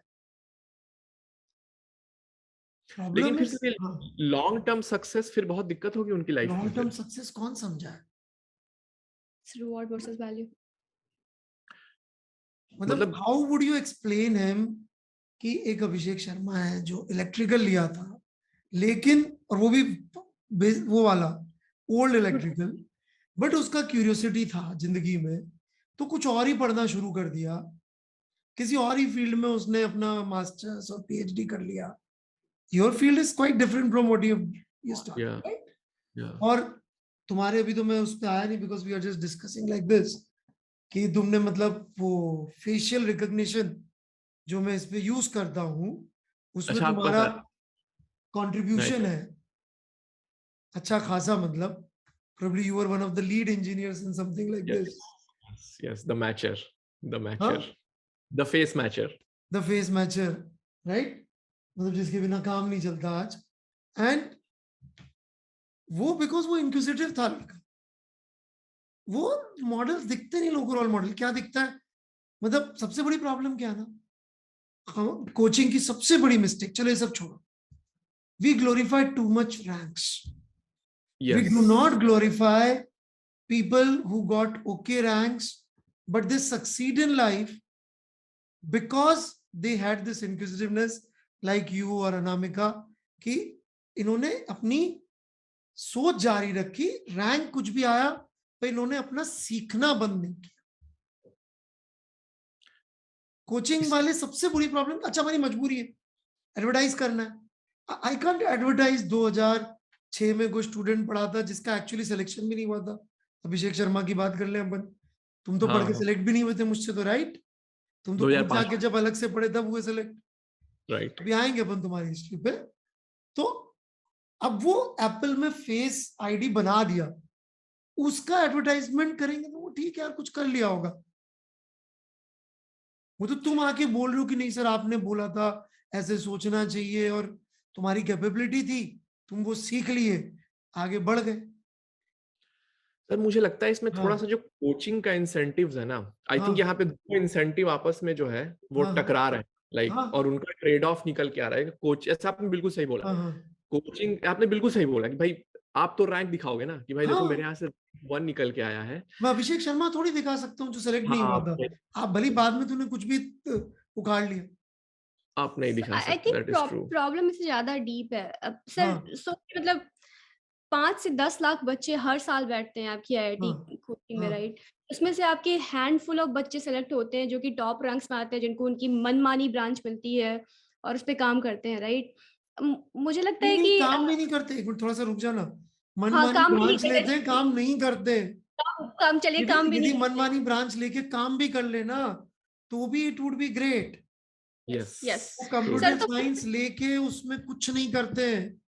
Yes so you right. सो मुझे लगता है कि ये जो आपका इतने सारे बच्चे जो निकल रहे हैं, अब अगर आपको एग्जाम्पल्स दिखाने हैं तो आप कैसे दिखाओगे, राइट? और बच्चे भी अगर एग्जाम्पल्स देखना चाहते हैं और ये बताना चाहते हैं कि भाई मैं सक्सेसफुल हो गया इस पॉइंट ऑफ टाइम पे, राइट? तो उसके लिए आपके मेट्रिक बन जाते हैं कि भाई मेरा आईआईटी में हुआ कि नहीं हुआ, मेरी क्या रैंक आईआईटी में आई, मैं कौन से आईआईटी में गया, ये वो लोग मेट्रिक बना लेते हैं जो कि एक्सटर्नल मेट्रिक होती है, बिकॉज यू आर उसके बीइंग आगे पिटेड कुछ नहीं अगेंस्ट। सोचते। Exactly. Or I think the reason is that you are being pitted against 10 lakh of a student in your own year, right? So how do you even comprehend कि भाई तुम special हो? तो I think वो एक बहुत ही deep seated problem है, just because we are very populous country and we have so much of talent in our country itself. How do you distinguish yourself? And you go into these numbers and metrics, and we as a society also propagate these numbers and metrics more, and it just becomes a spiral, vicious circle that we are just going into. उसमें से कुछ लोग होते हैं जिनको पता होता, who are lucky ones I would say, कि जिनको मजा आता है पढ़ने में, सीखने में, right? बस And they बस continue to do it. बस। And they're just the lucky ones, right? They just got away, they didn't got trapped into the system हाँ because हाँ they were the lucky ones who liked learning, right? Yes. तो मुझे लगता है कि we need to create more of these ideas or thoughts or seed them in a student कि भाई ठीक है तुम पिट करो जो तुम्हें करना है, everything is fine, but तुम्हें मेन फन कहाँ से मिल रहा है, मेन खुशी कहाँ से मिल रही है तुम्हें, और तुम किस तरह से ऐसा हो कि तुम बर्न आउट ना हो इस प्रोसेस में, क्योंकि बहुत सारे बच्चे तो आपकी 11th-12th की कोचिंग में ही बर्न आउट हो जाते हैं, बिल्कुल राइट? बिल्कुल। कॉलेज तक पहुंचते तब तक दे आर बर्न आउट। तो I don't know what the solution is. Of course, you are the teacher, you are dealing with this every day, but I think this is something we are lacking, that we are not able to unlock that curiosity in students. तुम ये छोड़ो, वो बच्चा जो मतलब अभी ठीक है फिजिसिस्ट बन गया बिकॉज एंड पीएचडी कर रहा है बर्कले में एंड फुड़ाफाड़ी मचा रहा था, उसको मैंने बोला भाई तू कंप्यूटर साइंस नहीं है तेरे लिए, मतलब तू पागल है फिजिक्स के पीछे एंड तेरी मैथ्स और फिजिक्स इतनी अच्छी है। अच्छा मैं ही नहीं बोला, वो जब फिजिक्स ओलंपियाड में इंडिया टीम को रिप्रेजेंट करने गया, वहां गोल्ड मेडल लाया, वहां जो इंडिया टीम के मेंटर होते हैं प्रोफेसर सिंह, मैं नाम भूल रहा हूँ, वो उसको बोले कि यार तू जबरदस्त है लड़का, वो कंप्यूटर साइंस ले रहा है। वो छोड़ो, चलो मेरे पास अभी इस समय फोन आता है बच्चे का 61 रैंक, सर क्या लूं? मैंने कहा बेटा तू बड़ा स्टूडियस बच्चा है, please don't go Bombay computer science because everybody goes there, at least choose Kanpur और Madras because they are academically better position than Bombay. Indeed वहां पे कल्चर है यूएस जाने का, पीएचडी करने का, मास्टर्स करने का, वहां पे तुझे कोई तो मिलेगा, वहां पे सीनियर्स होंगे जो मास्टर्स पीएचडी वहां से बाहर जाके कर रहे होंगे। मतलब तू सिर्फ बीटेक करके पागलों के उधर घूमता रहेगा, हाउ डज इट, मतलब नहीं चलता काम आजकल। You need to super specialize and I know you. अच्छा वो फिजिक्स में पूरे से पूरे लाया दोनों पेपर में, नॉट अ सिंगल मार्क्स उसका कटा नहीं है। मैंने कहा तू बॉम्बे मत जा कम से कम यार, वहां सब जाते हैं, ये कहीं से ट्रेंड बन गया कि टॉपर के लिए बॉम्बे होता है, उसके आगे वो क्या करते क्या नहीं करते नोबडी नोस। प्रोफेसर सांगी बोलते हैं, हमारा जब पॉडकास्ट हो रहा था, कि कम से कम फर्स्ट ईयर वालों को इतनी अक्ल आ जाए कि कॉलेज में पहुंच के सेकंड ईयर वालों से बात ना करे, फोर्थ ईयर वालों से बात कर ले तो भी उनका भला हो जाए। I totally agree. I think ये मेरे लाइफ का सबसे अच्छा डिसीजन था। मैं असल में अपने जो सीनियर्स थे ना, अब कहना चाहिए मगर सबको गधा समझता था मैं, लाइक लिटरली, खास करके जो मेरे इमीडिएट सीनियर्स थे ना, उनसे मेरी कभी बनी ही नहीं, और मैं उनको हमेशा ही गधा समझता था। आई थिंक वो मेरी लाइफ का सबसे अच्छा डिसीजन था। लाइक अदरवाइज वो मुझे अपने गधागिरी में खींच लेते। हाँ और मैं फर्स्ट ईयर से ही जो है, एक्चुअली आपने बिल्कुल सही बात बोली है, दिस इज, अगर लोग देख रहे हैं मतलब वो देखेंगे तो this will be a tip that they should take. Always look for the fourth year students, do not even interact with the second year students, they don't know what they are talking, like they have their own incentive कि वो किसी group के member हैं, वो बस अपने under जो है 4 गुर्गे भरना चाहते हैं, और उनमें से किसी के पॉलिटिकल एम्बिशंस हैं, वो आपको अपने साथ में लाना चाहता है, वो फिर आपसे वोट देने को बोलेगा, वो आपको अपना चमचा बना करके घुमाएगा। लाइक अगर आपको किसी से बात करनी है सीनियर से, तो always always always talk to the fourth year seniors, choose the meritorious one, the academic ones, the curious ones from second year, and you are better off that way. Like ये जो होता है ना कि पता ही होगा आपको आईटी में, ये एक ग्रुप है, इसकी पोस्ट मिल जाएगी, ठीक है, ये तेरे रिज्यूमे पड़ेगा, भाई मार्क्स तो हर कोई लाते हैं। हाँ एक्स्ट्रा करिक, अरे एक्स्ट्रा करिक को कुत्ता नहीं पूछता भाई। एक्स्ट्रा करिक को मतलब आईआईटीज में घूमने वाला वो सड़क पे आवारा कुत्ता जो होता है ना, वो भी एक्स्ट्रा करिक्स को नहीं पूछता। ये चीजें शायद स्टूडेंट्स को बतानी बहुत जरूरी है, जो वो समझ नहीं पाते। तो चलिए ठीक। एक और चीज, I think we need better mentorship from professors in IITs, जो कि आई थिंक बहुत ज्यादा मिसिंग है। अब मुझे नहीं पता कल्चर शायद अब चेंज हुआ हो, but as and first year में of course as a student हमारा पर्सपेक्टिव भी काफी डिफरेंट होता है, but we were very scared of our professor to reach out to them and take their input और ask them about things, right. तो मैं यहाँ पे जब भी मुझे स्टूडेंट्स आउटरीच बहुत ज्यादा पसंद है, because I see that's a part of my job, right. तो मैं उनको एक चीज बहुत क्लियरली बोलती हूँ कि भाई तुम डरो मत, go and reach out to professors. तुम्हारा मेन काम है भाई जाके तुम प्रोफेसर से बात करो, तुम उनके बारे में समझने की कोशिश करो, तुम बेसिकली उनसे जो तुम्हारे क्वेश्चंस है, जो अगर तुम क्यूरियस हो, just go and reach out to them, don't be, they are also human beings. तो मुझे लगता है कि ये मेंटरशिप आपकी मिसिंग है, और हम लोग बहुत ज्यादा डरते हैं अपने प्रोफेसर से then actually reaching out to them and talking to them, which is not the case अगर आप स्कूल में हो। क्योंकि स्कूल के जो आपके बच्चे जो टॉप के होते हैं, वो अपने उनके बहुत कॉर्डियल रिलेशनशिप होते हैं अपने स्कूल टीचर के साथ। मेरे थे बहुत बहुत, मतलब आप बहुत ज्यादा मेंटरशिप के लिए उनका गाइडेंस सीख करते हो, right, which is not there in college. अब उसका रीजन कई मैनी फोल्ड हो सकता है कि एक तो आपके जो सीनियर्स है वो शायद ऐसा कल्चर प्रोपेगेट हो रखा है कि आप डरते हो प्रोफेसर से, या फिर हो सकता है प्रोफेसर थोड़े नॉन अप्रोचेबल भी होते हो, मतलब there are many things that can happen, right. But I think this is something that professors should also think about in IITs, to figure out how they can better mentor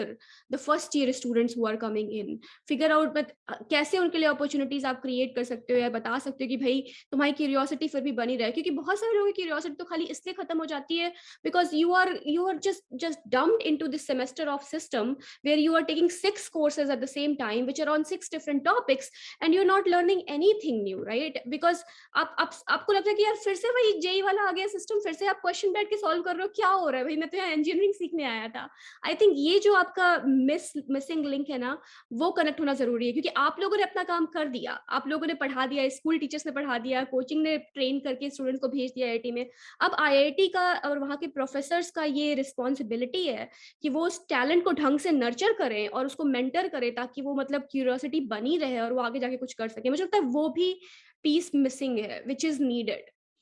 मैं ये पूछना चाह रहा था, जैसे तुम लोग बोल रहे थे ना कि इंसेंटिव वाली बात, तो इंसेंटिव देखो डायरेक्टली तो नहीं मिल सकता, मतलब ये तो मेरे को क्लियर है, because path is long drawn. मतलब जैसे बच्चों के बार पढ़ाते हैं, बोलता हूँ कि यार देख, मैं ना राहुल द्रविड़ का फैन हूँ, मैं उसका टेस्ट मैच में ये देखता था कितना अच्छा छोड़ा है, और right, and life is like a test match not T20। आपको बहुत पेशेंस के साथ काम करना पड़ता है, तो वो तो समझाना बड़ा मुश्किल है एक्चुअली किसी को भी। बट मतलब मैंने अपनी लाइफ में देखा है, तुम लोगों ने शायद ज्यादा देखा होगा, कि जो लोग क्यूरियस थे, जो लोग कुछ कर रहे थे रादर देन जस्ट लकीर के फकीर वाले, तुम दोनों तो थे ही सही ऐसे। और भी जो लोग अच्छा कर रहे, अच्छे का मतलब हमेशा सिर्फ मॉनेटरी नहीं होता है। पहली बात तो अच्छे का मतलब ये भी होता है कि आप सेटिस्फाइड हो। जैसे अनामिका है, प्रोफेसर है, एक सोसाइटी में जो रिस्पेक्ट है, जो वैल्यू है वो, मतलब एक फेसबुक के इंजीनियर से, sorry Meta,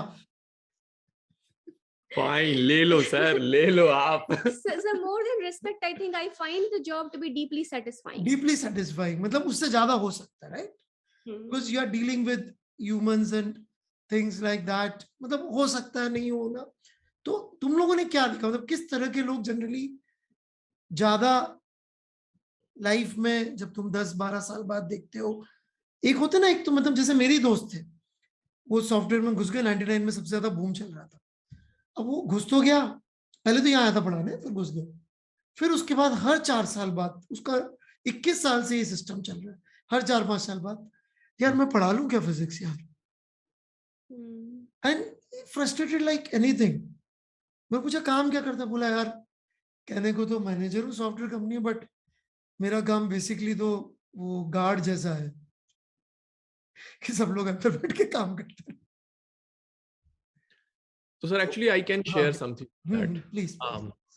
so basically I, after getting everything that you know that I did and all those things, right, मतलब ठीक है, ऐसा कुछ बड़ी चीज नहीं है, but ठीक है, ठीक ठाक है, right?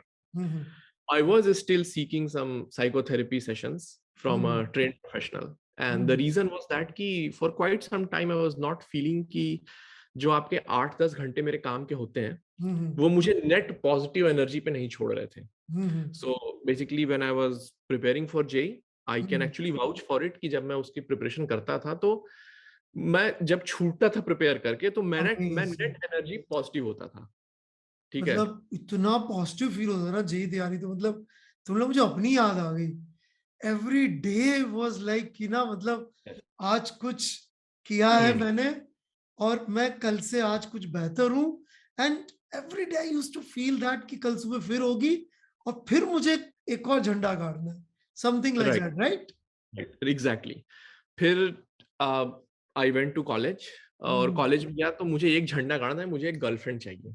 ठीक है, तो अब क्या है, लाइक इलेक्ट्रिकल इंजीनियरिंग में 3 बंदियां थी total, like including her, and there were 2 other girls, right? I was like ठीक है, she looks like you know something like वो अपने टाइप की दिख रही है, और अब क्या किया जाए?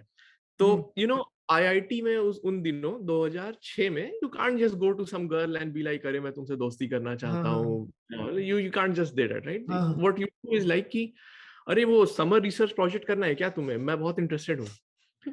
Then you know you get to talk to the girl. तो एक दिन मैं ऐसे इससे शाम को मिला, और उस समय तक मतलब थोड़ा, मतलब अब कुछ महीने हो गए, समझ में नहीं आ रहा लाइफ में क्या चल रहा है, वो थोड़ा डाउन फेस था, टू बी ऑनेस्ट। मुझे याद है वो 2-3 महीने शुरू के मैं डाउन फेस था, समझ में नहीं आ रहा है क्या कर रहा हूँ मैं, लाइक क्या चल रहा है। बट देन लाइक ठीक है यार, चलो यू नो ये करते हैं बात की शाम को उससे, इससे बात की शाम को कि मुझे ना समर रिसर्च करना है, तुम्हें करना है क्या? शी लाइक हाँ करते हैं, तो कल मिलते हैं फिर, कुछ बात कर लेते हैं इसके बारे में। तो मैंने कहा हाँ हाँ मैंने काफी पढ़ रखा है, घंटा पढ़ा था, कुछ नहीं पता था, राइट? तो वो शायद 9 या 10 बजे हमारी बात हुई थी रात को। अब अगले दिन सुबेरे मिलना था, फ्राइडे की रात थी, सैटरडे सुबेरे मिलना था।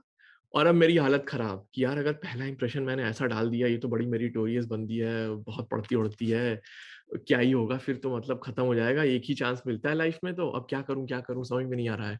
10-10:30 बजे से परेशान हूं मैं। फिर मुझे यार लाइब्रेरी चलते हैं, वहां देखिए कुछ जर्नल वर्नल कुछ पढ़ी होती है, कुछ तो कर ही लूंगा, राइट? मैं 10 बजे लाइब्रेरी घुस गया, रात को 10 बजे लाइब्रेरी घुस गया। देन आई एम लाइक भाई चलो अब जो है देखते हैं, जाते हैं जर्नल के सेक्शन में, रिसर्च के कुछ तो टॉपिक उठा लेंगे। तो वहां पे मुझे आज भी याद है एक जर्नल हुआ करती है, IEEE की जर्नल होती है, pattern analysis and machine intelligence. वो क्या पीले कलर की होती है, बाकी सारी जर्नल्स अगर आप याद होगी तो आपको याद होगा वो या तो सफेद कलर के होते हैं, या तो हल्की सी पिंकिश में आते हैं, या तो क्रीम कलर में आते हैं। पामी आती थी एकदम जबरदस्त येलो कलर में। तो वो दूर से वो शेल्फ देखा मैंने, उसमें वो येलो दिखा मुझे वो बैंड। तो मैं गया उस येलो बैंड की तरफ, और पहला पेपर निकाल करके मैंने अपनी लाइफ का आर्टिफिशियल इंटेलिजेंस पे पढ़ा, विच वॉज कि जब मुझे फेस रिकॉग्निशन करना है तो फेस रिकॉग्निशन खाली फ्रंटल फेस से नहीं होना चाहिए, वो ऐसे घूमे घूमे फेस से भी होना चाहिए। और बड़े सुंदर सुंदर उन्होंने डायग्राम बना रखे थे। मैंने कहा हाँ हाँ ये होना चाहिए, मतलब मुझे इंट्यूटिवली फीलिंग आनी शुरू हो गई, राइट? फिर रात भर बैठ के उसको पढ़ा, समझने की कोशिश की, उसमें लीस्ट स्क्वायर रिग्रेशन है, जाने क्या क्या, कुछ नहीं पता क्या हो रहा है, लेकिन दिमाग में पिक्चरें चल रही हैं कि वो कुछ डायग्राम बना है कि उसमें तुम्हें परपेंडिकुलर प्रोजेक्शन करना है, तो रिलेट किया कि अच्छा हाँ वो होता था ना, वो अपनी ग्रेविटी भी तो हम ऐसे ही लेते थे ना उसके परपेंडिकुलर एक्सिस पे। अब इन्होंने क्या किया है कि rather than just having one axis, इन्होंने बहुत सारी एक्सिस ले ली है और उस पर आप जो है एक परपेंडिकुलर डाल रहे हो, राइट। तो इतना अच्छे से नहीं समझ में आया क्योंकि वो 3 डायमेंशन से ज्यादा कभी सोचा नहीं था, राइट। लेकिन कुछ कुछ हवा लग रही है कि हाँ अच्छा ऐसा है। वो रात भर बैठ करके पढ़ा, फिर सुबह के साथ डिस्कस किया, और देन आई वाज लाइक कि हाँ भाई ठीक है बढ़िया, इसको इम्प्रेस किया कि हाँ ये प्रॉब्लम सॉल्व करेंगे, इसको देखो। शी ऑल्सो थॉट कि हाँ यार ये लड़का बड़ा मतलब सीरियस है रिसर्च में, and we became friends, right. तो फिर से मेरा वो जो सफर था ना एवरीडे वाला, आप विश्वास नहीं करोगे, मैं डेली बेसिस पे 10-15 पेपर पढ़ने लगा, डेली बेसिस पे। क्यों? क्योंकि जब मैं उनको पढ़ता था ना, तो by the end of the day I was net energy positive. तो एक तरह से जो मेरे 4 साल थे ना जेई के, I kind of molded it as if I am preparing for JEE, कि मैं everyday net energy positive हो रहा हूँ। ये पेपर पढ़ा, उसके रेफरेंसेस देखे, हर पेपर में कम से कम 10-15 रेफरेंसेस होते हैं, राइट। तो अब जब आप शुरू ही कर रहे हो, राइट, तो अब हर एक रेफरेंस को भी पढ़ना पड़ता है, उसके भी रेफरेंस होते हैं। तो कई बार ऐसा हुआ कि मैं रेफरेंस करते हुए जो है ना, लाइक एक बुक तक पहुंच गया। तो ठीक है अब बुक है लंबी टाइम, तो अब बुक जो है हफ्ते भर चल रही है। तो that is how I kept my energy positivity through my undergrad. फिर पीएचडी आई, काफी एनर्जी पॉजिटिव रहा। मतलब मेरा फंडा यह था कि मुझे डेली एनर्जी पॉजिटिव रहना है। जॉब में जब एप्पल में था काफी अच्छा रहा, फिर थोड़ा स्टार्टअप करने इंडिया आया, वहां से मेरी एनर्जी पॉजिटिविटी जो है it started deteriorating. Like there were days, there were weeks, there were months that I was not energy positive. For a whole month, I am drained, right? It started taking toll on my health. It started taking toll on my dreams. Forget about everything else. It started taking toll on my dreams. मतलब मेरे सपने छोटे होने लगे धीरे धीरे, right, जो मतलब मैंने कभी सोचा नहीं था। एनीवेज वो फेज पूरा हुआ, then I came to Facebook, things became better. लेकिन फिर ठीक है, थोड़ा सा मोनोटोनी आई जाती है, राइट। तो फिर वो एक मोनोटोनी आई लाइफ में। It was during Covid. तो फिर मैंने साइकोथेरेपी सेशंस जो है सीख किए एक प्रोफेशनल से, and then we went through like the entire journey that I have had, क्या चल रहा है अभी क्या है। तो मेरा फंडा जो फाइनली निकल के आया है वो ये है कि सर सक्सेस मेरे लिए अब ये नहीं कि मैं कितने पैसे बना रहा हूँ, मैं किस पोजीशन पे हूँ, कितने लोग मुझे रिपोर्ट कर रहे हैं, कितने लोग मुझे जानते हैं, क्या गूगल पे मेरा नाम निकल के आता है कि नहीं। क्या मैं डेली बेसिस पे जब अपना काम खत्म करता हूं तो मैं नेट एनर्जी पॉजिटिव हूं, या मैं ड्रेन्ड हूं, या मैं न्यूट्रल हूं। ये मेरी सक्सेस का क्राइटेरिया है। और फिर मैंने इससे पूछा लोगों से, like I have connections thanks to my like PhD advisor, मेरे कुछ मेंटर्स रहे हैं। दे आर लाइक नेम्स जिनको लाखों लोग एआई की फील्ड में जानते हैं। आई वेंट टू देम, मैंने उन्हें पूछा कि यार देखो मैंने ये एक थियरी थोड़ी लाइफ की निकाली है, do you agree with it, do you think कि इससे सक्सेस आएगा। तो एक ने तो बोला कि no no, you shouldn't be energy positive, you must be energy positive. Forget about should तो मतलब भूल ही जाओ, नहीं होगा उससे तुम्हारा काम। you must be energy positive to reach to the next level, क्योंकि जो नेक्स्ट लेवल की एक्सपेक्टेशन है वो एक्सपोनेंशियल राइज करती हैं। तो आपकी जो एनर्जी पॉजिटिविटी है ना, सिर्फ उसी से आप कैचअप कर पाओगे। अगर आप कांस्टेंट भी रह गए ना, तो आपका जो कर्व है करियर का वो ऐसे प्लेटू कर जाएगा। The only way you can go in this trajectory is that the more you work, the more energy your work gives you. तो मुझे तो लगता है सर ये मेरा इंसेंटिव है, this is my incentive to pursue what I want to pursue, my curiosity. और career अपने आप अलाइन हो जाता है। मतलब that was my sort of, I should say, एक कॉन्फ्लिक्ट था जिसके चलते मैं एनर्जी ड्रेन सिचुएशन में भी हूं तो भी किए जा रहा हूं कि नहीं यार इससे ना आगे कुछ बेहतर होगा।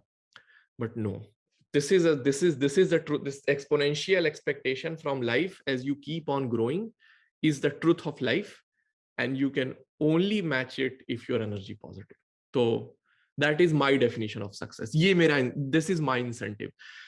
I was very lucky कि जेई के टाइम पे वो इंसेंटिव विदाउट सोचे आ गया। सिमिलरली थैंक्स टू हर और रिसर्च, वो इंसेंटिव बिना सोचे आ गया अंडरग्रेड में। और पीएचडी में my advisor doctor David Jacobs, I must call out his name, वो इंसेंटिव उसने इनकलकेट कर दिया। और एप्पल की जॉब अमेजिंग थी, वो बस हो गया, like I was in a momentum, वो बस हो गया. The startup and all started taking a little bit of toll, and I thought that yeah, this is the life, this is how you grow. I'm adulting, pain is okay, drain is okay. Actually it was not. Like if I recall, if I like see back, is the energy positivity that is the most important thing. And it completely aligns with your career growth, career success, 100%. बहुत जबरदस्त बात. And not just me, मेरे अंदर confidence नहीं था. If you ask me honestly, मेरे अंदर वो कॉन्फिडेंस नहीं था कि मैं एनर्जी पॉजिटिविटी के पाथ को फॉलो कर सकूं. But then I went ahead and I talked to some of the folks, as I said, but they are pioneers of some of the fields. उनका नाम ऐसे गूगल स्कॉलर पे आप डालो तो उनके जो काम का साइटेशन है वो क्या 1.5 लाख साइटेशन है. They are like literally top 5 person in their field. When they confirmed it कि हाँ भाई, it must, forget about should, it must, otherwise तुम cope up ही नहीं कर पाओगे, then it became very clear to me कि हाँ, this is something I should focus on. And like मैं convinced हूँ and I'm seeing the changes and other things from that downward period to an upward trajectory. So yeah, this is great actually. मतलब मैं कभी भी इतना clearly इस बात को put नहीं कर पाया जिंदगी में, क्योंकि मेरा तो अप डाउन रोज ही चलता रहता है. मतलब क्लास खत्म होती है तब जनरली मैं एनर्जी पॉजिटिव रहता हूँ मोस्ट ऑफ द टाइम, क्योंकि उसमें हमेशा कुछ ना कुछ दिया होता है. कुछ अचीवमेंट तो होता ही है कि आज बच्चों को मैंने ये एक चीज तो समझा दी. मतलब रादर देन मैं कितना पढ़ा पाया से ज्यादा कोई एक चीज समझा पाया क्या ढंग से, तो वो तो रहता है. बट बाकी की जिंदगी ऐसी है ना कि वहां पे वो एनर्जी पॉजिटिव जो उधर से मिला होता है वो डाउन आने के चांसेस रहते हैं. श्योर. लेकिन एटलीस्ट काम से you can actually make sure that you are energy positive by design. By default ऐसा नहीं होगा, by chance ऐसा नहीं होगा, but by design you can make it happen, and that aligns very well with the career growth as well. बिल्कुल सही बात है. मतलब एनर्जी पॉजिटिव का मतलब जो बच्चे नहीं समझ पा रहे हो, what Abhishek is saying is this कि मतलब आपको काम करके खत्म करो ना तो आपका वर्क की इच्छा बढ़ जानी चाहिए कि यार ये काम में कल में और कुछ थोड़ा फोड़ी मचाऊंगा, कुछ और अच्छा करूंगा. एंड मतलब यू शुड फील कि एनर्जी बढ़ गई है मेरी जब मैंने खत्म किया है. जैसा कई बच्चों ने ऐसा अच्छी क्लास में महसूस किया होगा जब वो अच्छा होमवर्क करते हैं ना, या जब क्लास अच्छी होती है तब वो महसूस करते हैं कि आज मजा आ गया. ये मजा यदि आपने जिंदगी भर अपने काम में भी रखा, खासकर कॉलेज में जाके भी रखा, तो इररिस्पेक्टिव आपकी रैंक क्या आती है, आपकी ब्रांच क्या रहती है, कुछ ना कुछ ऐसी चीज आपको मिल जाएगी. और अभिषेक जितने लकी हुए तो दोनों ही चीजें ऐसी मिल जाएंगी जो परमानेंटली आपके साथ रहेंगी. एक बगल में मुस्कुराती, एक कंप्यूटर पे काम करते हुए. और यदि उतने लकी नहीं हो तो कम से कम एक चीज तो मिल ही जाएगी, दैट इज योर वर्क, जो आपको खुशी देगा, सेटिस्फेक्शन देगा. और देखिए जो काम अपनी मर्जी से खुशी से कर रहे होते ना, उस लेवल के लोग दुनिया में होते ही नहीं है. किसी भी फील्ड में उनकी जरूरत हमेशा ही रहती है, जहां तक मुझे पता है. राइट. और आजकल तो इतना ज्यादा आपका अपॉर्चुनिटीज बढ़ गई हैं with social media and everything, right, कि अगर आपको ट्रेडिशनल सेंस में नहीं भी मिल रही opportunities, you can create those for yourself. And जैसे हम दोनों ही बहुत ज्यादा एंजॉय करते हैं थोड़ा अवेयर रहना क्या चल रहा है देश दुनिया में, राइट, इन सब चीजों के बारे में. तो वी कैन डिस्टिंग्विश कि किस तरह के लोग कैसी इंफॉर्मेशन प्रेजेंट कर रहे हैं, who of them are really really passionate about it and really it's there. जैसे टीचर्स ही आप देख लो, right, who is really enjoying their work, right, is the one who will be able to give you the most impact and most information at the end of it. तो आप खाली अपने लिए अच्छा नहीं कर रहे हो, आप एक्चुअली एक बहुत डिजायरेबल कमोडिटी हो सोसाइटी के लिए भी, और अपनी अपनी अपनी वैल्यू आप खुद क्रिएट कर सकते हो आज के जमाने में, जो कि शायद इतना मुश्किल रहा होगा अब से 20 साल पहले, right, but now you can create your एक एक एक्चुअली एक बहुत प्यारा चैनल है इलेक्ट्रो बूम करके, एंड मैं पावर सिस्टम्स में electrical machines to date fascinate me, मतलब आज भी वही है जो आपके बेसिक फंडामेंटल्स होते हैं, कैसे आपकी डिवाइसेस होती है, क्या मशीन्स होती हैं। ये बंदा ही is popular to getting himself shocked, तो डिफरेंट तरीके से मतलब ही एक्सप्लेन करता है कॉन्सेप्ट को कि कैपेसिटर्स कैसे काम करते हैं, इंडक्टर्स कैसे काम करते हैं, इलेक्ट्रोमैग्नेटिज्म कैसे काम करती है, सब कुछ। और वो मशीन्स बनाता है, ही जस्ट बिल्ड्स थिंग्स एंड नए नए कॉन्सेप्ट में डिजाइन करना उसको, इक्विपमेंट को। But you can see his passion the way he teaches, and आप देखो उसमें जो लोग जाते हैं, विजिट करते हैं उसके पेजेस को, और वो बच्चे जो कॉन्सेप्ट समझते हैं, बहुत सारे जो आपके फंडामेंटल होते हैं, you can see the passion on how they are creating a market value for themselves. तो मुझे लगता है कि अब आपकी सोसाइटी ज्यादा एवेन्यूज भी है और अपॉर्चुनिटीज भी दे रही है आपको to be your self, to be your authentic self, to be able to influence the world while being most honest to what you like to do, right? So this is the time for you to be really thinking about it कि भाई दुनिया को जो चाहिए वो चाहिए, parents क्या कह रहे हैं चाहिए, but then the point is that कि आप लोग वैसे ही इतने स्मार्ट हो, आप यहाँ पहुंच चुके हो, राइट? या आप तैयारी कर रहे हो, अब आपके पास ये डिसाइड करने की जरूरत है कि आप करना क्या चाहते हो, और वो आपको किस तरह से सस्टेन करेगा लाइफ लॉन्ग, वो काफी इंपॉर्टेंट हो जाता है उसको एक्टिवली सोचना। बिकॉज विद दीज डिस्ट्रैक्शंस भी आते हैं, अब सोशल मीडिया है, डिस्ट्रैक्शन भी बढ़ गए, शायद हम लोग के टाइम पे इतने डिस्ट्रैक्शंस नहीं थे, राइट? तो हम लोग इस तरह से लकी भी थे एक तरह से कि हम लोग सोच सकते हैं, we can sit back and think about it. But आजकल के बच्चों की जिंदगी में बहुत ज्यादा डिस्ट्रैक्शन है, तो you really have, there are of course good and bad of every new technology, you really have to figure out how to use good of it then actually getting bogged down by the bad of it. तो मतलब उसमें जो अभिषेक कह रहा था ना, मान लो let's say आप सोशल मीडिया में कुछ कर रहे हो, उसके बाद में यदि आप एनर्जी ड्रेन फील कर रहे हो ना, तो शायद गलत होगा। और उसको भी यदि आप पॉजिटिव फील कर रहे हो कि नहीं कल मैं और अच्छा करूंगा ये चीज, भले ही आप कुछ भी कर रहे हो दुनिया की नजरों में, उस समय पे मेरे ख्याल से ग्रो कर जाओगे।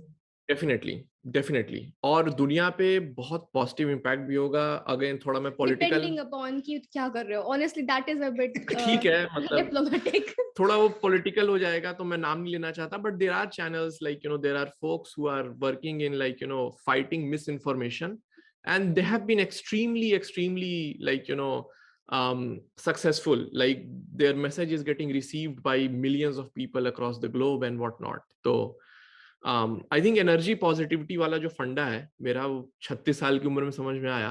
लेकिन I am lucky, I would consider my self lucky कि मुझे समझ में आ गया। और like I would very strongly, in fact जैसे आपने बोला ना बच्चों को थोड़ा वो लॉन्ग ड्रॉन समझ में नहीं आता, तो one thing I would want to say to the kids, आपको ये तो पता ही होगा कि कौन सा टीचर अच्छा है, कौन सा टीचर नहीं अच्छा, ये तो मतलब बच्चे आपस में बात करते हैं, राइट? हम लोगों को पता होता है, मतलब at least I can tell you from based on my education journey, right, कि मुझे पता होता था कि किस बंदे को पढ़ा करके यहाँ पे मजा आ रहा है, और कौन सा बस आ रहा है, पढ़ा रहा है, जा रहा है, और उसका है कि हाँ ठीक है इससे मेरा पेचेक आता है, I am good at it, hence I am just like teaching you this thing. And then there were those who were perhaps not the best at that point in time of this game, but they became the best, like, और फिर ऐसा best कि मतलब अगल बगल भी कोई नहीं है। I don't know I should say that or not, but like मैंने आपके संग शेयर किया है कि सर की क्लास छोड़ करके आपकी क्लास में आता था, बहुत सारे बच्चे थे मेरे साथ, कॉमन थीम है सर, जो कि सर की क्लास को बंक मार करके आपकी क्लास में आते थे। और ऑब्जेक्टिवली अगर देखा जाए, sorry for any disrespect and I don't mean it otherwise, sir was a known sort of क्या, like he was a known stalwart of physics. लेकिन मुझे नहीं लगता कि शायद वो इतना एंजॉय करते थे पढ़ाना। Again this could be my personal opinion, मुझे लगता नहीं था कि वो इतना एंजॉय करते थे। He was more towards like बच्चों को ऑ करने के चक्कर में ज्यादा रहते थे वो, कि यार ये देखो मैं इस तरह इसको सॉल्व कर दे रहा हूँ, तुमसे हो जाएगा, right? What I felt with you was like कि यार you wanted to give it to the student, कि भाई मुझे इस दिखाना नहीं है कि देख मुझे क्वेश्चन आता है, मैं इसको 4 तरीके से सॉल्व कर सकता हूँ, right? You were more like कि भाई तू समझ ले इसे सॉल्व कैसे करते हैं। But like if I have to say, and I don't know, like this is something that the mass of a student has to decide. मैंने ये कभी नहीं सुना अपने टाइम पे एटलीस्ट कि कोई आपकी क्लास छोड़ करके चाचा जी का रिस्क अपने सर पे ले करके की क्लास में घुस रहा है, और दरवाजे बंद कर दिए गए हैं, खिड़कियां बंद कर दी गई हैं, कि भाई लड़के अब तो यहाँ पे इनको पकड़ के पेला जाएगा। तो वो मैंने अपने टाइम पे सर के लिए देखा, मैंने आपके लिए देखा था, और एक और सर थे उनका नाम मैं भूल रहा हूँ, मैथमेटिक्स थे, उनके लिए देखा था मैंने, राइट। तो बच्चों से मेरा ये कहना है ना कि लाइक आपके सामने एग्जांपल्स हैं, वो टीचर्स जिनको आपको फील होता है कि वो दिल से पढ़ा रहे हैं, यू नो, लाइक जो एक्चुअली पढ़ा करके एनर्जेटिक फील करते हैं, और वो टीचर जो शायद एक रूटीन में पढ़ा रहे हैं, राइट। वहीं से आपको ये क्लियर होना चाहिए कि ये जो एनर्जी पॉजिटिविटी है ना, वो उसका क्या लाइक इंपॉर्टेंस है लाइफ में। मतलब आई अंडरस्टैंड कि like you know you said that कि इतना लॉन्ग ड्रॉन नहीं देख सकते, और टू बी लेकिन ये ऑनेस्ट देख सकते हैं, दैट इज द आंसर जो अपन ढूंढ रहे थे, कि मतलब कैसे बंदा अपनी जिंदगी डिजाइन करे कि मैं सही कर रहा हूँ गलत कर रहा हूँ, कि आपको रोज वो काम करने के बाद और खुशी हो, कुछ और चैलेंज लगे। हाँ, that thing I think that answers the question। यदि वो कर रहे हो तो लॉन्ग रन में सक्सेस मिल ही जाएगा, फील्ड कोई सी भी हो। डेफिनेटली। और what I was saying is that कि ये कॉन्फिडेंस इंस्टिल करना कि ये एक करियर ग्रोथ के साथ भी रिलेटेड है। आप अपने टीचर्स को देखो, आप उन टीचर्स को देखो, और सबको हिस्ट्री पता है आजकल, राइट। तो आप उनकी ट्रैजेक्टरी देखो पिछले 5 साल की, और आप उन टीचर्स को पकड़ो जिनको आपको लगता है कि हाँ यार शायद खाना पूर्ति करने आ रहे हैं, और उनकी ट्रैजेक्टरी देखो। वहीं से आपको एक क्लियर हो जाएगा कि एकदम आई एम 100% श्योर वो साइंस क्लियर होंगे। अगर आपने अपने टीचर को सही पढ़ा है कि हाँ भाई ये बंदा नेट एनर्जी पॉजिटिव होकर के जाता है, ये बंदा खाना पूर्ति करता है। आज इंटरनेट पे सब कुछ अवेलेबल है, आप उनकी 5 साल 10 साल का ट्रेंड देख लो, आपको क्लियर हो जाएगा कि कौन कहाँ इस समय स्टैंड कर रहा है, इमीडिएटली आपको क्लियर हो जाएगा। That is one. और जस्ट फॉलो ये वाला खुद के लिए। और जैसा अनामिका कह रही थी, आजकल तो जॉब के लिए भी वैसा सिस्टम नहीं रहा पहले जैसा। Many companies are hiring directly without the interference of the college. आप उनकी प्रॉब्लम सॉल्व कर दो, उसमें इंटरेस्ट लो, कंपनी खुद ढूंढने आ जाती है। मैंने तो ऐसे ऐसे केसेस देखे कि कंपनी ढूंढने, भाई किसने किया यार ये वाला काम, भैया आ जा तू काम करेगा। ऐसे ही मैंने केसेस सुने। तो फाइंड समथिंग इन लाइफ जो आपको रोज एनर्जी पॉजिटिव छोड़े, that is something great actually. मतलब मैं खुद के लिए भी अप्लाई करूंगा रोज। आपका है सर, आई थिंक वो आपका 2004 से है, क्योंकि वो फील होता था। मतलब like you know the way you would just like, एक बार आप ओके मैं बताता हूँ आपको, एक बार आप मुझे कार में घर छोड़े थे, मेरी तबीयत बहुत खराब थी, राइट। तो आप ये बॉटल थी, आपका क्या हो रहा था कि जो बॉटल थी वो आप ब्रेक मार रहे थे, और बॉटल आपकी पीछे के सीट पे रखी थी, आपके ब्रेक में बॉटल वापस गई, मैं उठा के रख रहा था। अब बोला गधे ये बैग पड़ा है बगल में, बैग रख दे उसके ऊपर, नॉर्मल फोर्स बढ़ जाएगा, फ्रिक्शन सफिशिएंट हो जाएगा, बॉटल रुक जाएगी। मैंने कहा हाउ, करता हूं सर। तो you know that passion, you know, that you really were so curious about applying everything about physics in your daily life, and not leaving a single moment to teach somebody about some concepts of physics, right? It was apparent, it was like literally apparent with you.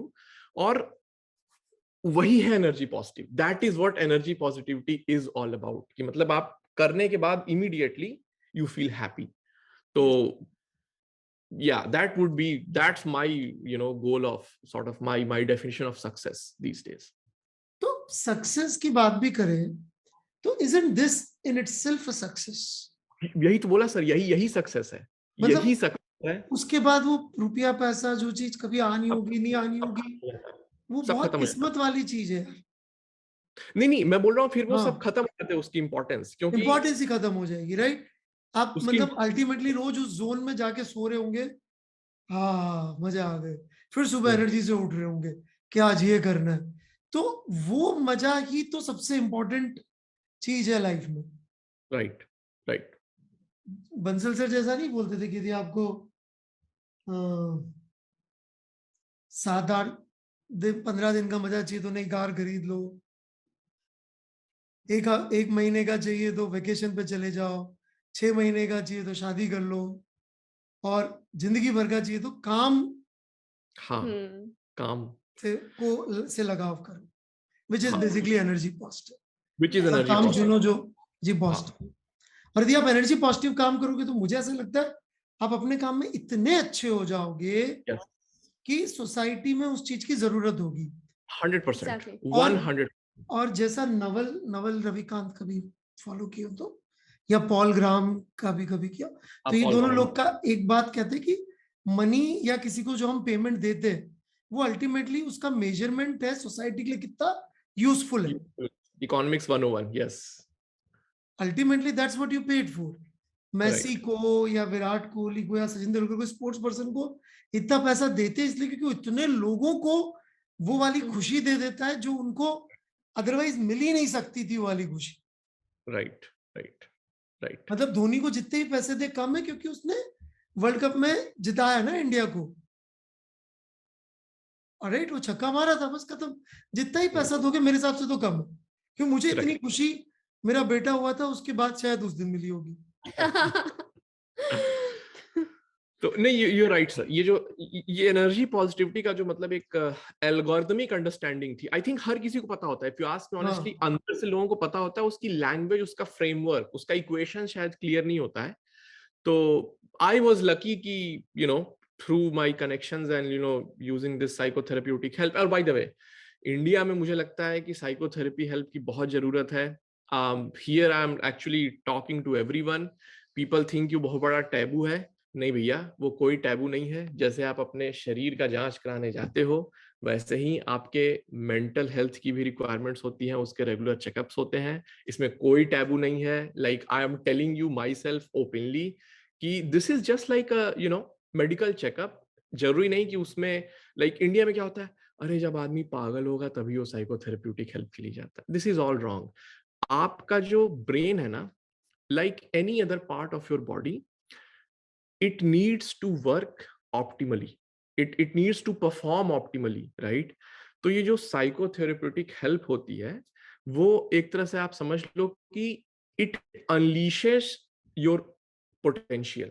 It's sort of, ये आपको अपने next level पर ले जाने के लिए जो चीजें आपको रोक रही हैं, जैसे आप जिम में जाते हो, राइट, या फिर आप क्रिकेट की प्रैक्टिस करते हो, या फिर आप फिजिक्स केमिस्ट्री सॉल्व करने की प्रैक्टिस करते हो, राइट। तो थिंक ऑफ इट कि when you go and you talk to a amazing psychotherapist, what they do is they talk through you, they talk through you to your brain, and it unlocks certain things, or certain emotions or certain thoughts that are perhaps holding you back. तो इसमें कोई taboo लेने की जरूरत नहीं है। और I can सामने मेरा चेहरा है, you can check me out as well, I am not a fake person, right. I can assure you कि काफी लोग इसे लेते हैं। पर्सनली मैं जानता हूँ, ऑफ कोर्स उनका नाम मैं नहीं रिवील करूंगा, only I can talk about my self. मैं बहुत ही ज्यादा हाईली सक्सेसफुल लोगों को जानता हूँ जिनसे मैंने पूछा था, एंड दे वर लाइक, या you should go ahead if you feel like you are seeking certain answers. So do that. It's actually very important. Just like a physiological checkup of your body, it's also something very important and useful.